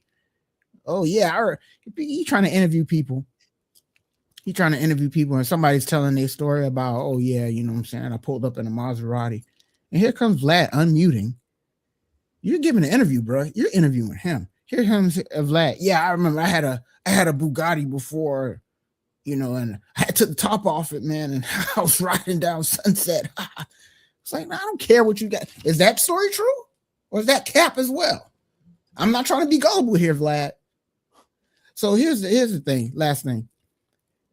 Like I said, any ounce of credibility that he did have, why believe him? He clearly will say anything. And he'll do anything to get his impressions up. Look how many times it got retweeted. Ha ha ha. People are so dumb. What? And for anybody out there that is a fan of him and he is calling you dumb, he thinks he's smarter than you, trying to teach you a lesson. You trusted him, but he's calling you a gullible fool, basically. You know, what does that say about you and what he thinks about you? There's so much about this situation that's just wrong. So all in all, he can try to sit there on his high horse and just try to teach the world a lesson to not believe crazy, kooky internet conspiracies, because people with unverified sources can say anything and you can just go along and believe it. That's fair. All right. But Vlad, you are a person in this equation that was at least had the perception of being a verified source. So now I'm not going to listen to you now. So not that I was anyway, but definitely there's going to be people out there that are a little hurt about this. So yeah, man, that's all I gotta say about Vlad. Vlad is an interesting character to me, man.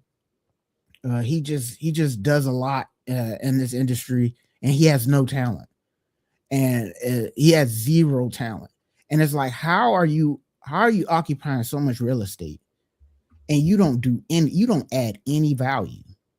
It's astonishing. So just another example of him adding no value to the industry that he's involved in. Yeah, I think the main takeaway is if you are somebody who routinely consumes his content and he was purposely making a point that people are gullible and will believe anything, what he is essentially saying at that point is, I wanted to show my audience how gullible they are. Yeah. So it's like he's calling his own audience gullible. And at that point, if you consider yourself to be a member of DJ Vlad's audience, do you appreciate the fact that he looks at you and believes you to be a gullible person? So I think that there are other more interesting, fact-based, more responsible people to listen to, even in the hip-hop journalism space. Maybe try to find somebody else and turn this guy off, because I just think that he's an internet media personality, and I think that he's trying to figure out how to stay relevant as whatever it is that he does continues to get swallowed up by artists who are becoming their own, artists who are beginning to host their own shows, and then the rest of these content creators and these influencers and these streamers who are curating audiences that are beginning to dwarf shows like his. So good luck with that, man. But I wouldn't want to be a part of the audience for somebody who thinks that I'm an idiot. And I think that this is an indication that, at least based upon what we've seen here, he thinks that a good portion of his audience isn't smart enough to understand sarcasm. Unbelievable, man. Yeah. Shouts out to everybody who thinks Vlad is a clown. There you go.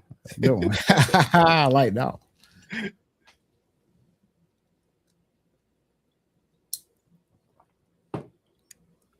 And now we have Channing Crowder, 1/3 of the Pivot podcast with Fred Taylor and Ryan Clark. Terrence Crawford recently beat Canelo Alvarez and recently retired after beating Canelo Alvarez. Was on the Pivot, and they were talking about what it would take for Terrence to come out of retirement. And Terrence Crawford was like, I'm done. I'm not coming back to boxing. Channing Crowder was trying to challenge him on that, saying, I think that you will come back for the right price. And, Terrence is like, no, I wouldn't come back for the right price. And Channing was like, anybody comes back for the right price. Well, what about $100 million? And they got into this whole dialogue. Terrence was like, no, I wouldn't do it. At that point, I'm selling my soul. And then Channing Crowder was like, I'll sell my soul for $100 million. Apparently, the internet went off on him talking about how could you be willing to sell your soul, to the point where Channing Crowder had to clarify that he's not actually willing to sell his soul for $100 million, but rather that talking point that came from him was about the life-changing amount of money that $100 million is. So this says Channing Crowder clarifies sell my soul for $100 million comment after backlash. Channing Crowder is addressing the backlash he received after joking that he would sell his soul for $100 million, clarifying that his comments were meant to highlight the life-changing power of money, not his personal beliefs. The moment happened during an episode of The Pivot featuring undefeated boxing champion Terrence Crawford earlier this month, where he reflected on his future and suggested that he wouldn't return to the ring even for an enormous payday. Crowder, however, pushed back, arguing that the right financial offer could change anyone's mind, saying $100 million could tempt a comeback. Crawford disagreed, prompting the former NFL linebacker to joke that he would accept such an offer without hesitation, even if it meant selling his soul. Crawford responded by telling Crowder he didn't have morals, and if that were truly the case, which sparked heated reactions online after clips circulated. Now, on the latest episode of The Pivot, Crowder says his point was misunderstood and explained that his argument was never about spirituality, but about how generational wealth can influence major life decisions, especially in a dangerous sport like boxing. So, to provide the proper context for this, Let's go ahead and back out of that. And let's actually play the initial exchange between Channing and Terrence, in which Channing said that he'd sell his soul for $100 million. All right, so I got that paused. Let me go here. I'm doing some wizardry right now with the with the screen shares. All right, so here is that exchange, and this is what got people talking about Channing. Just wanted to remind. Oh, everything has a price. There is not a number that can get you back in that ring. 80 million, 100 million. Nah, because now you selling your soul. $100 million, you can have my soul. That's you. Now we know your character. Like, dang, man, you ain't got no dignity. You ain't got no morals. Like, come on, man. Like, what you gonna stand for if everything is about money? No. My thought is everything has a price. There is not a... Okay, so that was that, right? So we'll go ahead and get out of there. That reaction from Channing was priceless, by the way. That was a laser, bruh. Yeah, that was priceless. Channing Crowder is addressing the backlash he received after joking he would sell his soul for $100 million, clarifying that his comments were meant to highlight the life-changing power of money, not his personal beliefs. The moment happened during an episode of The Pivot featuring undefeated boxer. So blah, blah, blah, blah, blah, blah, blah. So here is Channing clarifying what he meant by all of this. And that's what I'm saying. The Christian soul, religious soul, that doesn't have a price. But you see about the Illuminati stuff you hear about, I'm going to bring up a celebrity that said they sold their soul for money. They sold out of what they're supposed to be. Like, that's why I started seeing, like, now it started getting deep when people were texting me, hitting me. And I don't do social media, but people text me like, yeah, sending me clips of all this stuff. My point was that Bud Crawford is about to go fight. He don't have to sell his soul to fight. What's he, 42-0? Mm-hmm. He's going to have a 43rd fight. And when the number gets high enough, he's going to do it. And I want everybody to apologize to me. That's what I want. I'm going to say it right now. Everybody that criticized me in 4 years, 3 years, 5 years, whenever it is, if somebody offers Bud that sack and he goes back in that ring and starts boxing, y'all say, Crowder, I'm sorry. I apologize to you because you were right. You don't have to sell your soul. But for $100 million, I'll fight a giraffe, a lion, a tiger, a penguin at the same time. $100 million? Right. That's a lot of money. That's life-changing generation money we talk about with so many other people.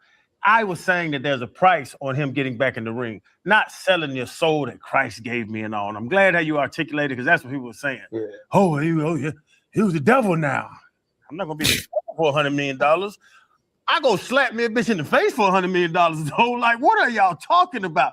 It gets so serious and so deep. And that was what I was saying. There's going to be a time, again, where Bud gets back in that ring because the price is right. Yeah, I think when Bud followed up what you said about selling your soul, when he mentioned your character, they looked at it as it was this profound statement. Right, it was. So are you buying, Channing, that he wasn't really meaning selling his soul, but that, you know, for the right price he'll do? I don't know what point he was trying to make there, but he was, I guess, trying to say he wouldn't actually sell his soul. He was just trying to make the point that for the right amount of money, I guess anything is possible. Yeah, and I think what Channing was trying to get at there is because he's a jokester. He is. He's the comic relief on that show. And so he was just trying to be funny there, and Crawford wasn't playing. So it was literally like boxing, where, you know what I'm saying, Channing came in with a, you know, whatever type thing, and then, you know, Crawford just, you know, what? That's what you want? And then he knocked him out in front of everybody. Now everybody's questioning, you know, Channing's character, and he was just joking. But was he? Was he joking? Yeah, he gonna pull a DJ Vladimir like he just did. Come on, man, guys. I was just joking, guys. It was just satire. But I'll slap a beat for $100 million. He just said that. You know, he'll beat up animals for $100 million. He just said that. So I think that Channing had this worldview, that I agree with him that he didn't necessarily was talking about selling your actual soul, you know, but I think I agree with him because he was joking that he just meant that he'll do something that he's not comfortable doing just to get $100 million. But just because he's not comfortable doing it doesn't mean he's necessarily going to sell himself out. But here's the thing. The people that are giving you that $100 million want to see you lose your integrity and morals. And that's the point. Because the higher the price tag, apparently it looks like, I could be tripping or what, but the higher the price tag seems to be for some of these people out here, the further off the deep end they go once they get the bag. You know, Chappelle went to Africa for a reason. He turned them people down and evacuated for a reason, because that $50 million wasn't worth it. And you're just talking about his IP for his TV show. Nah, it's deeper than that, apparently. So when you're dealing with people's morals and integrities, Crawford's morals and integrity when it comes to boxing, like I feel like he really did everything he needed to do.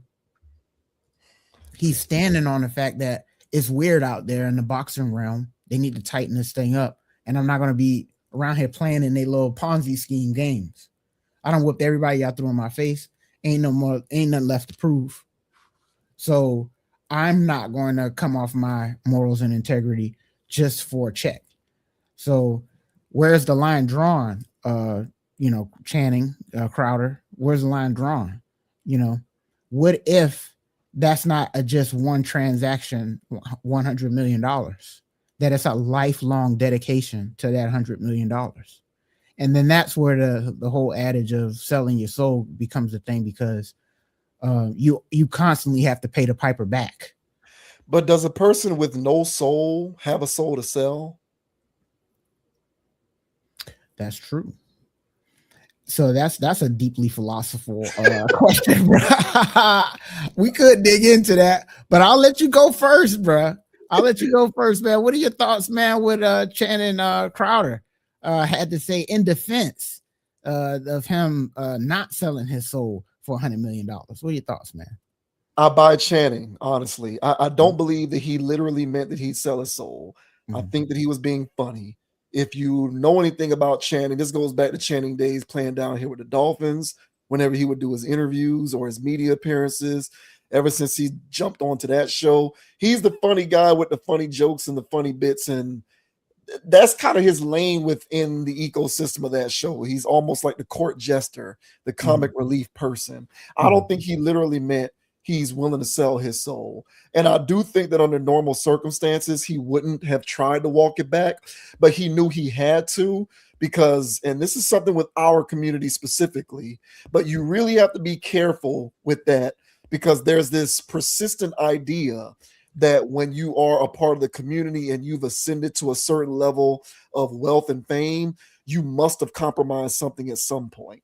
Like, I don't know if I hear that in other communities, but it's certainly something that we hear in ours, where if you've gotten to a certain point, no matter what, you must have compromised something. It doesn't even matter if you still on a straight and narrow, you must have compromised something at some point.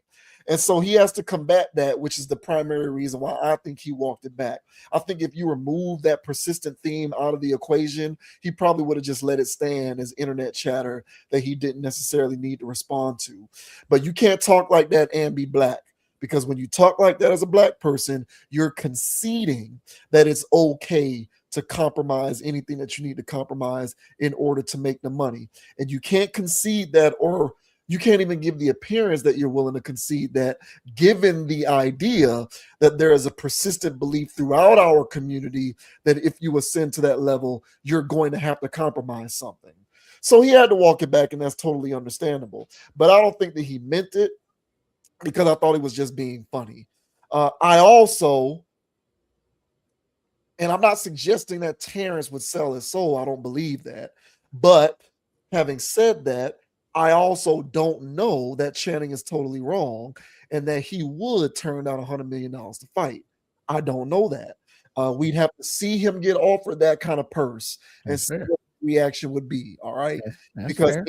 anybody can stand on business talking about what they would and wouldn't do That's if they fair. were offered this or that until they're offered this or that, and we see what happens. All right. $100 million to fight in a fight is otherworldly in terms of money. And I don't know that Terrence would say no to that. I'm not saying he would do it. I'm just saying I don't know if he would say no, because I don't know what anybody would do in that situation. That doesn't mean that I don't think Terrence stands on business, because I do think he stands on business. I just don't know what anybody would do if given the opportunity to fight for $100 million. And Terrence likely wouldn't accept the fight in which he was at a disadvantage for that amount of money anyway. So, you know, the opportunity to make that much money and you'll probably be favored to win, I don't know that he would totally say no to that. But moreover, you know, this whole selling your soul thing, is that a thing? Yeah, it is. I do think it is. But I also think that on a more simple level, it's just about morals and integrity, which are words that Terrence used. Mhm. I don't think that you have to necessarily sell your soul in order to be someone who is put in a position to to to be paid a whole lot of money and do goofy stuff as a result. I think you can just be somebody who's devoid of morals and ethics, which is why I brought up the question to you earlier. I think somebody who has no morals and no principles and no values doesn't have a soul to sell. So if you're just somebody who just cares about getting paid and getting money, you're not actually selling your soul, because you didn't have a soul to begin with. All you care about is money. So your morals and ethics are non-existent. So at that point, you didn't sell a soul. You just did it just because that's how you're built. You're built as somebody who is devoid of any of those characteristics. So sometimes I don't necessarily think you have to sell your soul. You can just be somebody who's just somebody who doesn't stand for anything. And we do know that there's a lot of people like that walking around out here. So now, sadly, I do believe that there are people who have had morals and ethics and have said, man, that's an offer I can't pass up. So let me put these tap dancing shoes on and do what I got to do. I firmly believe that has happened. Absolutely. But I also do think more often than not, these people who we look at and say, what did they have to do? How much boot did they have to lick to get there? These are people who aren't conscientious of the fact that they're even licking a boot. Like they don't really have a moral code to stand on. They just want to get to the next paycheck. So from that standpoint, to me, these are people who didn't have a soul to sell in the first place. I don't think everybody has a soul. I don't. I think some people have one and some people don't. The people who have one, half of them are compromised enough that they might be willing to sell it, and the other half are 10 toes down, and they'll get on a plane and go to Africa before they allow their soul to be sold. And then everybody else is people who just want to get rich and don't give a damn. So they don't have a moral code. They don't have ethics. They don't have principles or priorities in that regard. And they'll just tap dance however long it takes for them to tap dance, so long as they're getting paid. So they, to me, didn't sell a soul. They just never had one to begin with. So that, to me, is the difference between these two relationships here, this dynamic. And I do think I'm willing to give Channing the benefit of the doubt. I don't think he literally meant that he'd be willing to sell his soul, because, I mean, he's on the pivot. I don't know how much money they're paying him to do that. He can certainly be jigabooing it up on ESPN or some of these other places for a much higher price tag. And at least at the time of us doing this video, he isn't. He's just chilling doing that podcast and some of the other stuff that he does around here in the community. So I'm willing to give him the benefit of the doubt this time, albeit that was weird the way he said it, but I don't literally think he meant that he would be willing to go that far. And I also believe Terrence too, for the most part. But again, let's see what happens when, you know, His Excellence Al Shaikh, whatever that guy's name is, who runs the Riyadh season and all of that kind of stuff. If he shows up and says, hey, man, I'm willing to pay you $150 million for this fight, let's see how Terrence reacts to that. But furthermore, I just kind of feel like not everybody has a soul.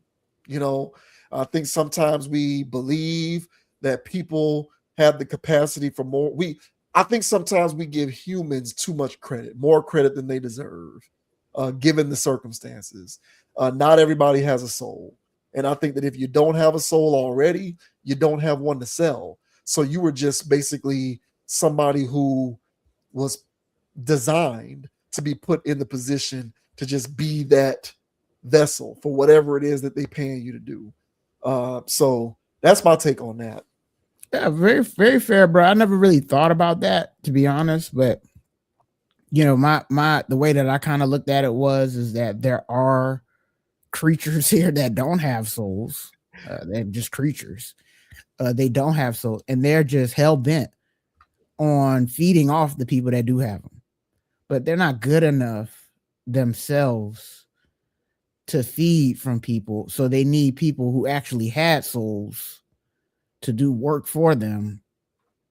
But you gotta be a part of this group first, and part of them, baby oiling it up, is to systemically break down whatever type of morals and ethics that person did have, to the point where they're just full on vampire like the rest of them. And the ones that actually cross over are the ones that are actually crossed over and that be around. But there's a lot of people that get left on the cutting room floor, no pun intended, that attempted to sell their soul or attempted to do these things and, thought that they was going to get X, Y, and Z. But those things never panned out for them. Those people, like you said, were already lacking morals and values, because they said, hell yeah, why I sign up at? Yeah. And they still got chewed up and spit out. Why? Because they had an energy and a something that those people that want to just abuse them, those people don't have. So that's kind of how I thought about it. But that's an interesting way to look at it. Like, these people already were predisposed somehow, some way, to not even having it there. That's why they sided over there in the first place. Yes. Real dark side Star Wars type of thing. You know what I'm saying? You know what I'm saying? So I'll look further into that. That's an interesting theory. But I agree with all of that. Terrence Crawford, that was even though that was a good little jab that he sent there. Yeah, he bit off a lot. He bit off a lot with that statement. Because 150 million, like you said, that is a pretty big bag. You know what I'm saying? So, he could have just rolled around for that Jake Paul style, and you know what I'm saying, and walked away with 150. And how important is the integrity of the game of boxing when it's just that, a game? See, this is a real philosophical. We should do more philosophical topics. Because how important is it? So let's say, for instance, that he doesn't want to do it because he doesn't want to tarnish. Let's say they 150 to fight Jake Paul. Yeah, right. But he doesn't want to tarnish the game of boxing. Right. And I'm not going to sell myself out and be part of this, whatever. Hey, bro, it's 150 million. And it's like, okay. So then the question becomes, how important is this game of boxing in the first place that you're willing to stand up on? Because is that worth your great grandkids not having a bag or having a future later? You know what I'm saying? It's like, it's right. Yeah. It's a deep thing. So yeah, I'm with Channing Crowder on the aspect of, hey, you never know until that thing get offered. But last thing I'll say about Channing Crowder is people, and I joke around a lot too, but I realize that joking around a lot don't get you much. It's a Fight Club. I love Fight Club, bro, the movie. Mm-hmm. And the guy was talking to Brad Pitt, and he made a joke on a plane. He made a joke about something, and then Brad Pitt was like, and then the guy was like, oh, it's a joke. And the guy was like, Brad Pitt was like, how's that working out for you? And he said, what? He said, just joking around. And then the guy, he didn't really have an answer for just joking around like that. Chris Tucker and Friday, everything's just a joke. You walk up and down the street playing every day. Yeah. When you live life and you're always making the joke, You're always playing around, and you're not being balanced enough to take something serious. You know, you being the gesture and stuff like that, you could find yourself in a position that Channing Crowder did right there, when you're actually dealing with somebody that's taking life a little bit more seriously, and then the clown actually got clowned. Mm-hmm. So now he got to sit back and double back and try to explain himself. But you joke around so much. Do you want to joke around like that, Channing? That hell, I'll sell it. Yeah. Would you? Yeah. Don't play like that. Right. And so there's certain things that you just don't play with. If you're willing, because if he never believed in souls, never believed in any of that stuff, then there's nothing for him to retract and have to come back and clean up. But apparently he's convicted enough to feel like, hey, I said something wrong there. You play too much then. So yeah, you're the comedian, but watch how you joke.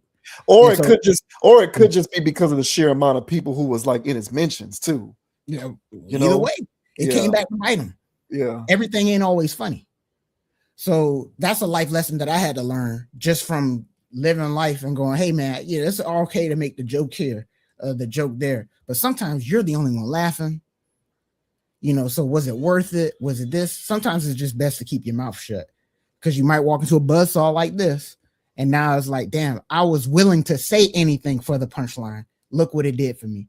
And so sometimes when people do anything for the check, look what it does for you. So you never know, man. So me personally, if I'm convicted on something where I really feel like I would be selling myself out, everything that I stand on, and that somebody's offering me 100 million, I wouldn't do it.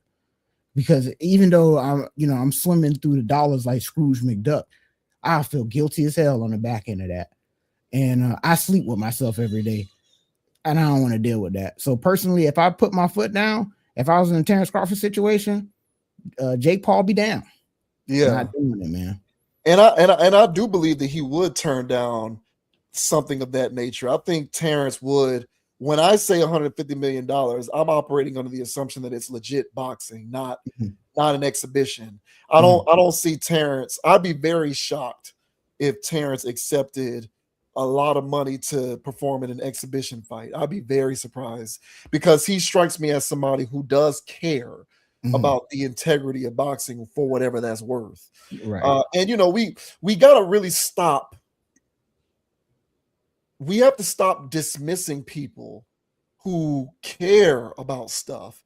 And we have to stop being dismissive towards people who care about stuff. Like that to me shouldn't be a joke. Like I think we should be doing more celebrating of people like Terrence, who say I would and would not do this under any circumstances. I agree. But we've gotten so laissez-faire with even the mere notion of integrity, because all anybody cares about is just bag this, bag that, money this, money that.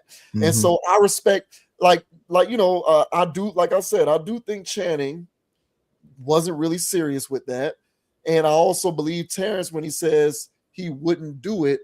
But there's still a small part of me who's like, okay, what if they come back? Canelo wants to go for a rematch, and Canelo is in real good shape, and he wants to run it back, and we can get a $200 million purse where you can get 100 and where you can get 125 and Canelo can get 75. I'm just saying, and it's legitimate, and people would watch, and it would be a big deal, and it would be, an actual competitive, skill on skill, game on game fight, and it's just running it back for the rematch. I don't know. Terrence says no to that. He might, but I'm just saying, there's a small part of me that says we'll see, because that's a lot of money. Now, sideshow be damned, because I wouldn't do it for a sideshow. But for something that's legitimate, I don't know, because he seems pretty convicted at this point that he seems is pretty convicted, bro. But let's see if that Riyadh guy pops up and is like, all right, how about this much? I'm just saying, how much is it worth? Right. It's you know what I'm saying? All I'm saying is it's a possibility. It's a possibility. But I really do believe that there are people, and it's hard for me to qualify this, because I can't. Like at this point, all of this is anecdotal. But I've just been around people who seem to me to never at any point in their existence ever had a soul. I've met people like that. I've met people who just true NPCs, bro. Yeah, like it's like, what do you stand for? Like, you know, I just don't know. I've never heard you vocalize what it is you stand for. You'll kind of just do whatever. Yeah. And it's like, I don't know if at a certain point along the way you just lost the capacity for it. Like, what happened? But I just know that I believe that there are people who just genuinely don't have a soul to sell. I agree. Now that I agree with. And honestly, bro, last thing I'll say about that is that's why I don't turn up no more outside. You know, because there's people, there's genuine NPCs out here that's just looking to GTA piss you off. You know what I'm saying? And so I had to realize that I'll never see that person again. They're just going to drive away. Like, I don't need to roll rage. I don't need to cut them off. If they cut me off, if they flip me off, if they drop a slur, like, what point did I prove getting into it with a creature that doesn't have the capacity?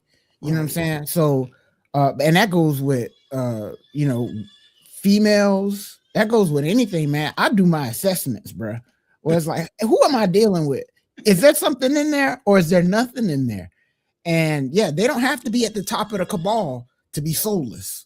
There's people you go to work with that are right there. So just keep that in mind, I'd say. Yeah. Shouts out to Terrence, man. Yeah, man. Shout out to Terrence, Terrence. I got a lot of respect for Terrence, man. Terrence, he a real one, bro. He does seem like he takes life more seriously than the average person. And I don't think that there's anything wrong with that. I think, and I've said this before, I think the world would be a better place if there were more principled people in it. Agreed. Not saying that there aren't, because there certainly are. There's just not enough of them. There's not enough. Agreed.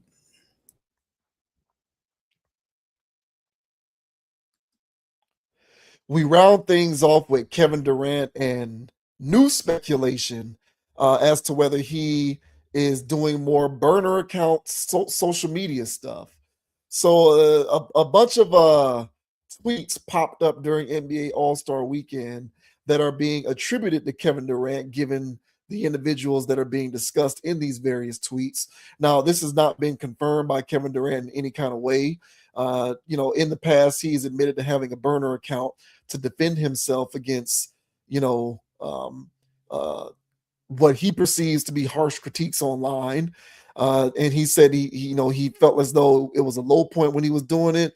It isn't necessarily something that he has revisited since, but you know, in the wake of All-Star Weekend, there were a bunch of social media tweets that popped up, and they're being attributed to KD because of who's being talked about in these things.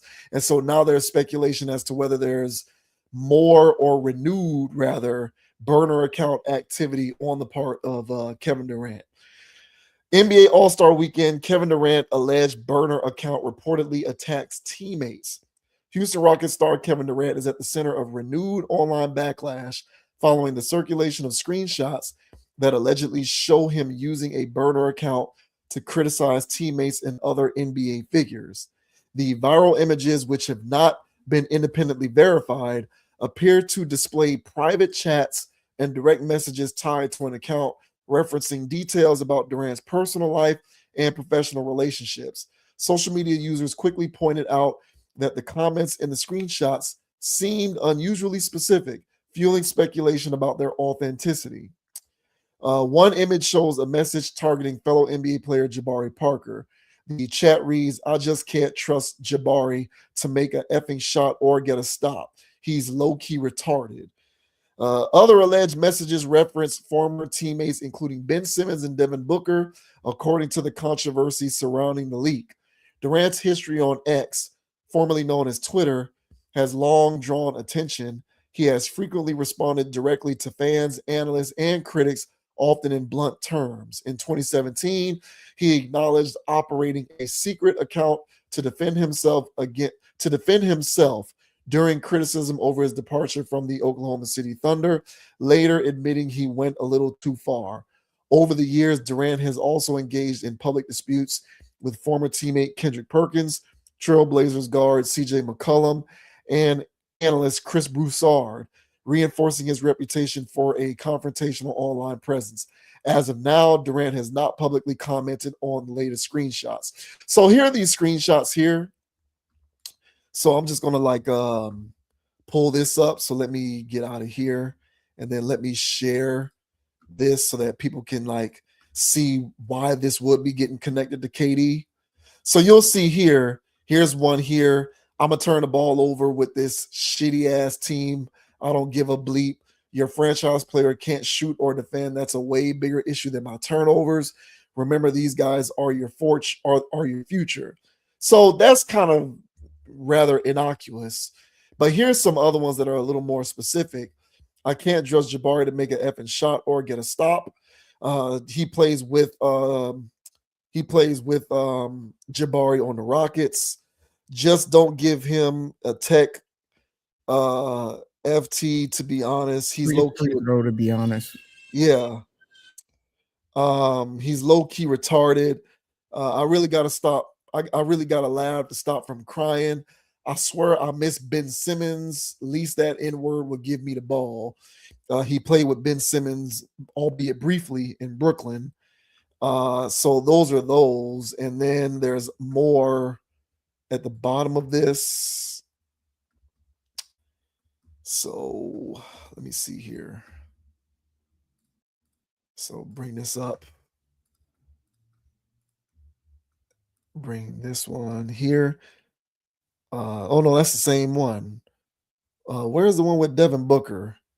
Here's the one towards the bottom. Two dictators, Stalin and Hitler, Mussolini and Kim Jong-un. The Suns are my team when we lose and Book's team when we win. So that's referencing last year when he played with Devin Booker on Phoenix. I never heard that. I don't know where that comes from. I never heard anybody saying when they lose it's Kevin Durant's team and when they win it's Devin Booker's team. But it's because of the references to Jabari and Ben Simmons and Devin Booker that this is being attributed to Kevin Durant, because these are either current or former teammates of Kevin Durant's. So what do you make of the speculation that Kevin Durant has renewed his burner account activity? It's kind of easy to believe, man. And, everybody's calling it the KD files. It's not files, it's just tweets, but they're calling it files because it has the same level of ramifications when it comes to team chemistry and when it comes to, hey man, are we friends? Are we teammates? Like, how do you this how you talking about me behind my back? Like you're calling Jabari Parker, Jabari Smith, you're calling him the R word. Like you can't do that. But he said something about Shangoon too. He said something about a lot of these dudes, and it's just like, what kind of person are you? Like, if this is really your account, like, you have to create a burner account so you can talk smack about me behind my back to the internet, and then you dap me up when we're in the locker room. You dap me up when we're in the huddle. Like, we went out and got dinner. We went out and did drinks, team stuff. Like, they do stuff like that. And it's just like, this is what you're doing. It's not a good look for KD if he really is out here doing it. But honestly, bro, you know me, bro. I don't need sources. Ask DJ Vlad. I don't need sources. I go off gut feeling. And this feels true to me. The internet is having so much fun with this. On TikTok, they was having a blast. They kept catching KD at the All-Star game, scrolling on his phone, whether he was in the back room, when he was out on the floor, because it literally just leaked at the All-Star. So he's sitting there looking crazy, watching his phone blow up. And then he don't have this look of, oh my God, I can't believe people think this is real. He had this look of, oh my God, bruh, people done found my stash. People done found your search history, bruh. You looking at some wild stuff, my boy. And it's just like, yeah, man, that's not a good look, man. So, I always thought KD I didn't have a problem with his burner accounts in the past because I get it, you're a celebrity. And if you want to take shots at so-called fans or these know-it-all people on the internet that don't know ball, and you want to slander those people, I don't have a problem with that. But you talking about your teammates behind their back, allegedly saying all of these things, it's just really not cool. I can't think of anything that would be cool about doing that. Even if Devin Booker's an asshole, even if Jabari Smith is really an R word, you can't say that, man. So I don't care for it, man. Does it ruin KD's legacy? Oh God. In the streets, it does. In the streets, hey, people gonna talk that. So because everybody's switching their GOAT status to Kawhi Leonard now, because there's like he's not my GOAT no more. But what are your thoughts, man? A KD allegedly having a burner account talking smack about his current and former teammates, man. What are your thoughts? Excuse me. I really hope it's not true. I hope that that's not an account that belongs to him. I hope we find out that was one of those bots that we talked about last week, those social media bots that are starting to rebel against humans and call us slave traders. I hope that that's what this is. I hope that it's not true, because it's weak if it is. I don't know generationally what happened to developing the skill of conflict resolution, but more people need to understand the importance of the development of some of these very important, practical, basic, fundamental skills, conflict resolution being one of them. It's interesting to me, and again, I'm not saying that it's true or not, because I don't know, but I have observed people increasingly becoming more and more averse to healthy conflict. Now, I'm not necessarily suggesting that one should be willing to engage in corrosive conflict, but healthy conflict, I'm not averse to that. People need to get more comfortable with that, because it's a fundamental skill that I think all people should have. Like, you can't be successful in life in any sort of interpersonal relationship, whether it's a romantic relationship or a business relationship, a family relationship, any sort of relationship that you can think of, a platonic friendship relationship. You're not going to be able to develop and sustain that relationship over time if you are averse to conflict and being able to confront it in a healthy fashion. But here I go again, getting on my soapbox, blaming modern technology and social media for rendering a lot of people devoid of basic humanistic skills, because I'm about to do it again. But I do think that on a certain level, social media has made people atrophy when it comes to developing conflict resolution skills. The facsimile of Kevin Durant, because I'm not saying that he's actually doing this, but the facsimile of Kevin Durant would rather create a burner account and just go off the hinges, talking bad about people that he has to regularly engage with in person, than to actually go up to these people in person to try to hash out any differences or any misgivings he might be feeling about these people, which is the more healthy way to approach those, which is the more healthy way of trying to approach reconciling those kinds of feelings. But it's far easier for people to just hop onto their phone and go, this is how I feel. And you can hide behind the cloak of anonymity because it's a burner account that can't be associated with your name. I think it's a weak emotion, man. But if I'm being quite frank, I think a lot of people are emotionally inept nowadays, weak, atrophy, basic skills that people used to have years ago no longer have them. We talk about social skills when it comes to dating and relationships. Conflict resolution is a basic skill that people should develop over time because it helps with being able to confront conflict in a healthy manner. But no one knows how to do it anymore because you can just jump to the phone and do it the weak way. So for his sake, I hope it's not true, because to me, I don't respect it. But I don't respect a lot of things nowadays. So go figure. That's just how I see it. Yeah, I KD is not that. How old is KD? He's not that far from us. KD's like Mhm. 36, 37. something Yeah, like so he had the benefit of a lot of things at his disposal. So it's kind of hard for me to get with this behavior because this isn't really behavior we do. Honestly, I haven't heard anybody else do this. Even the 20-year-old kids.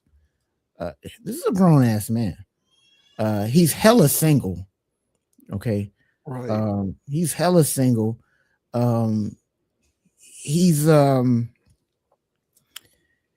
leaving. Okay, you know, it's starting to. There's a picture out there that's starting to get painted with KD, and you know, somebody that allegedly does this to create these burner accounts would leave OKC for Golden State. They would do that.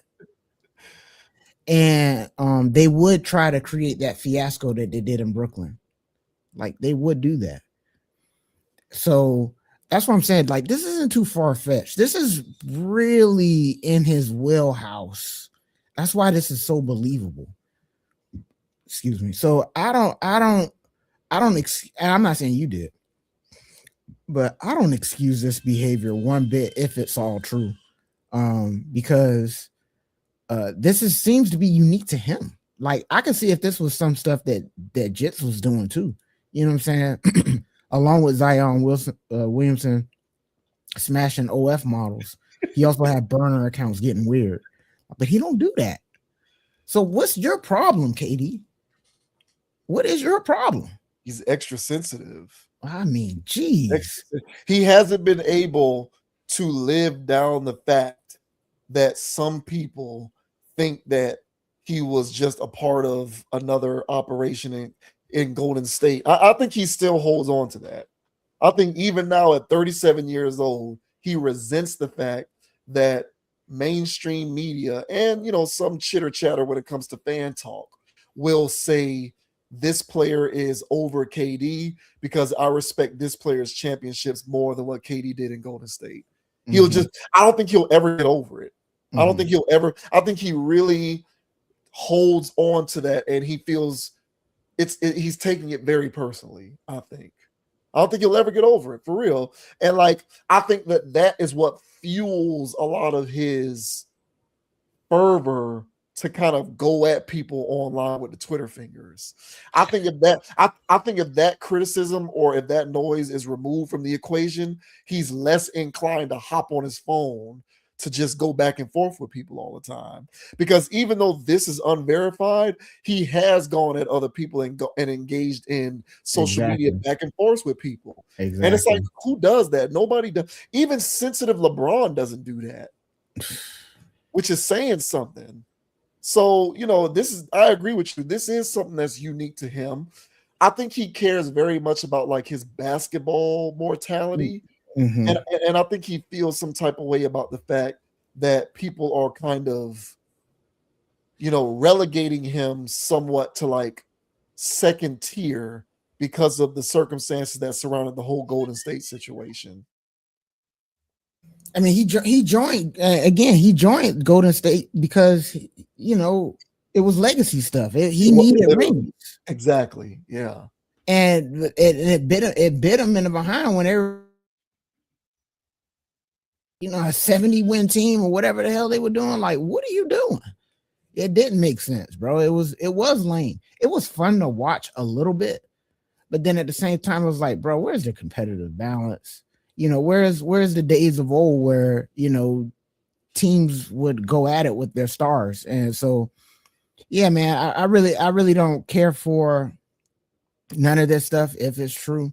It's funny now, but the fallout from this could be pretty bad, especially, you know, with the Rockets and stuff, because the Rockets are doing things, they're making moves and stuff. But how's that locker room going to be now? Like, will anybody trust KD now if this is where he's at? It's not like he's got 20 more years to play, but it's still a situation of, damn, bro, like, I can't even dap this man up. Why would I even give him the ball? I agree with that. And the thing about it is, even if let's give him the benefit of the doubt and say it's not true and that he's kind of being set up in a weird kind of way. Because you have been outed as somebody with a burner account in the past, right? Even if this isn't true, it's going to create some uneasiness in that locker room. It has to be because of the speculation. Like, even if it's not true, in my mind, I'm thinking to myself, if I'm playing with you, well, you did have a burner account before. So it's just one of those situations where it's an uncomfortable situation. And I mean, he has no one to blame but himself because he did it in the first place. Like, you're the one that created the fake account just to go back at people who are trying to say that your championships are worth less because you went to a team that can't lose. Like, you made all of these conscious decisions, bro. So if I were him, I would just learn to embrace it. But it's like he's dealing with the guilt from it, almost like it keeps him up at night and he can't sleep because he's just guilty because he won these 2 rings by going to a great team already.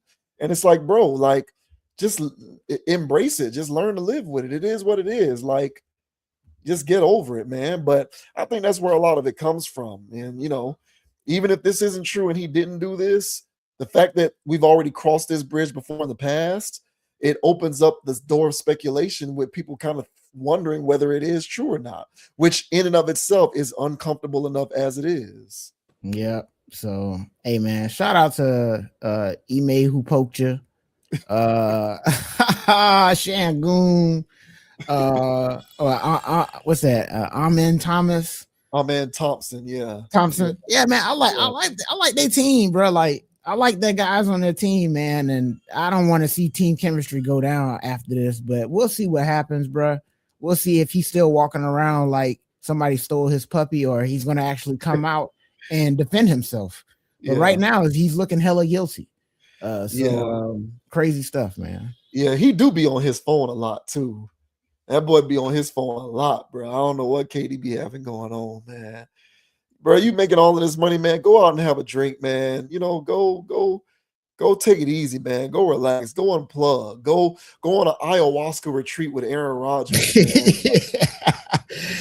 Go bath in the waters of Lake Minnetonka. Yeah.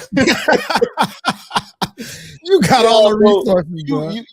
He lives too much of a charmed life to be so stressed out all the time. Like, man. It's just not worth it. It really isn't, man. Well, I mean, when you're hanging out with Brittany Griner, bro, your life is in shambles. Okay.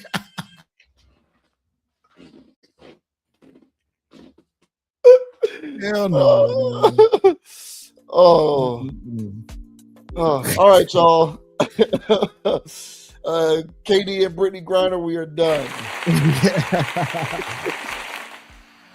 We are done, man. As always, another great stream in the book. Check us out on Instagram and TikTok at Conapproach, CONAPPROACH. Download the podcast on Amazon Music, Apple Podcasts, and Spotify. Thank you very much for tuning in with us. Leave a comment, hit the subscribe button, like the videos. Let us know what you think about the commentary in this or any other video. Let us know where you think we went right or wrong. Let us know where you think our takes are crazy or where you think our takes are right on the money. We welcome all feedback and we do engage as long as you're not being a troll. So be on the look because I do respond. So respond back. I'm not running. I'm not hiding. Unlike KD, I am very comfortable with conflict resolution. Trust me. That's right. Trust me. But as I always like to say, everybody, until next time, don't be a group thinker. Have a mind of your own. Think for yourself. And until the next stream, we hope everybody out there has a wonderful rest of your week. Thank you for joining us. Thank you for being a part of the tribe. We'll catch you on the flip side. Hey, Hey, man, the name is Dogon SS. And you can find me on Instagram at Dogon_SS, on YouTube, DraftKings, MySpace, Meta, Facebook, Twitter. Hey, man, this is a social media platform. Dogon_SS is also out there. Make sure you guys like, subscribe, and follow, and all that good jazz. And thank you all for liking, sharing, okay? All right, consciously leaving comments, all right, hitting that bell notification so y'all know when we're going live, man. We do this every week. All right, so we greatly appreciate you all for joining. And as I say every week, guys, don't be too high, don't be too low. Keep it calm, keep it chill, keep it player. And don't let anybody get you off your pivot. So until the next episode, ladies and gentlemen, still got more rings than Kevin Durant. And we'll catch y'all next week. That is right. We'll see y'all next time. Thank you very much for watching. Be sure to be on the lookout. Stay tuned. Check out our video uploads. And until next time, we'll see you later. Peace. Peace. Chill.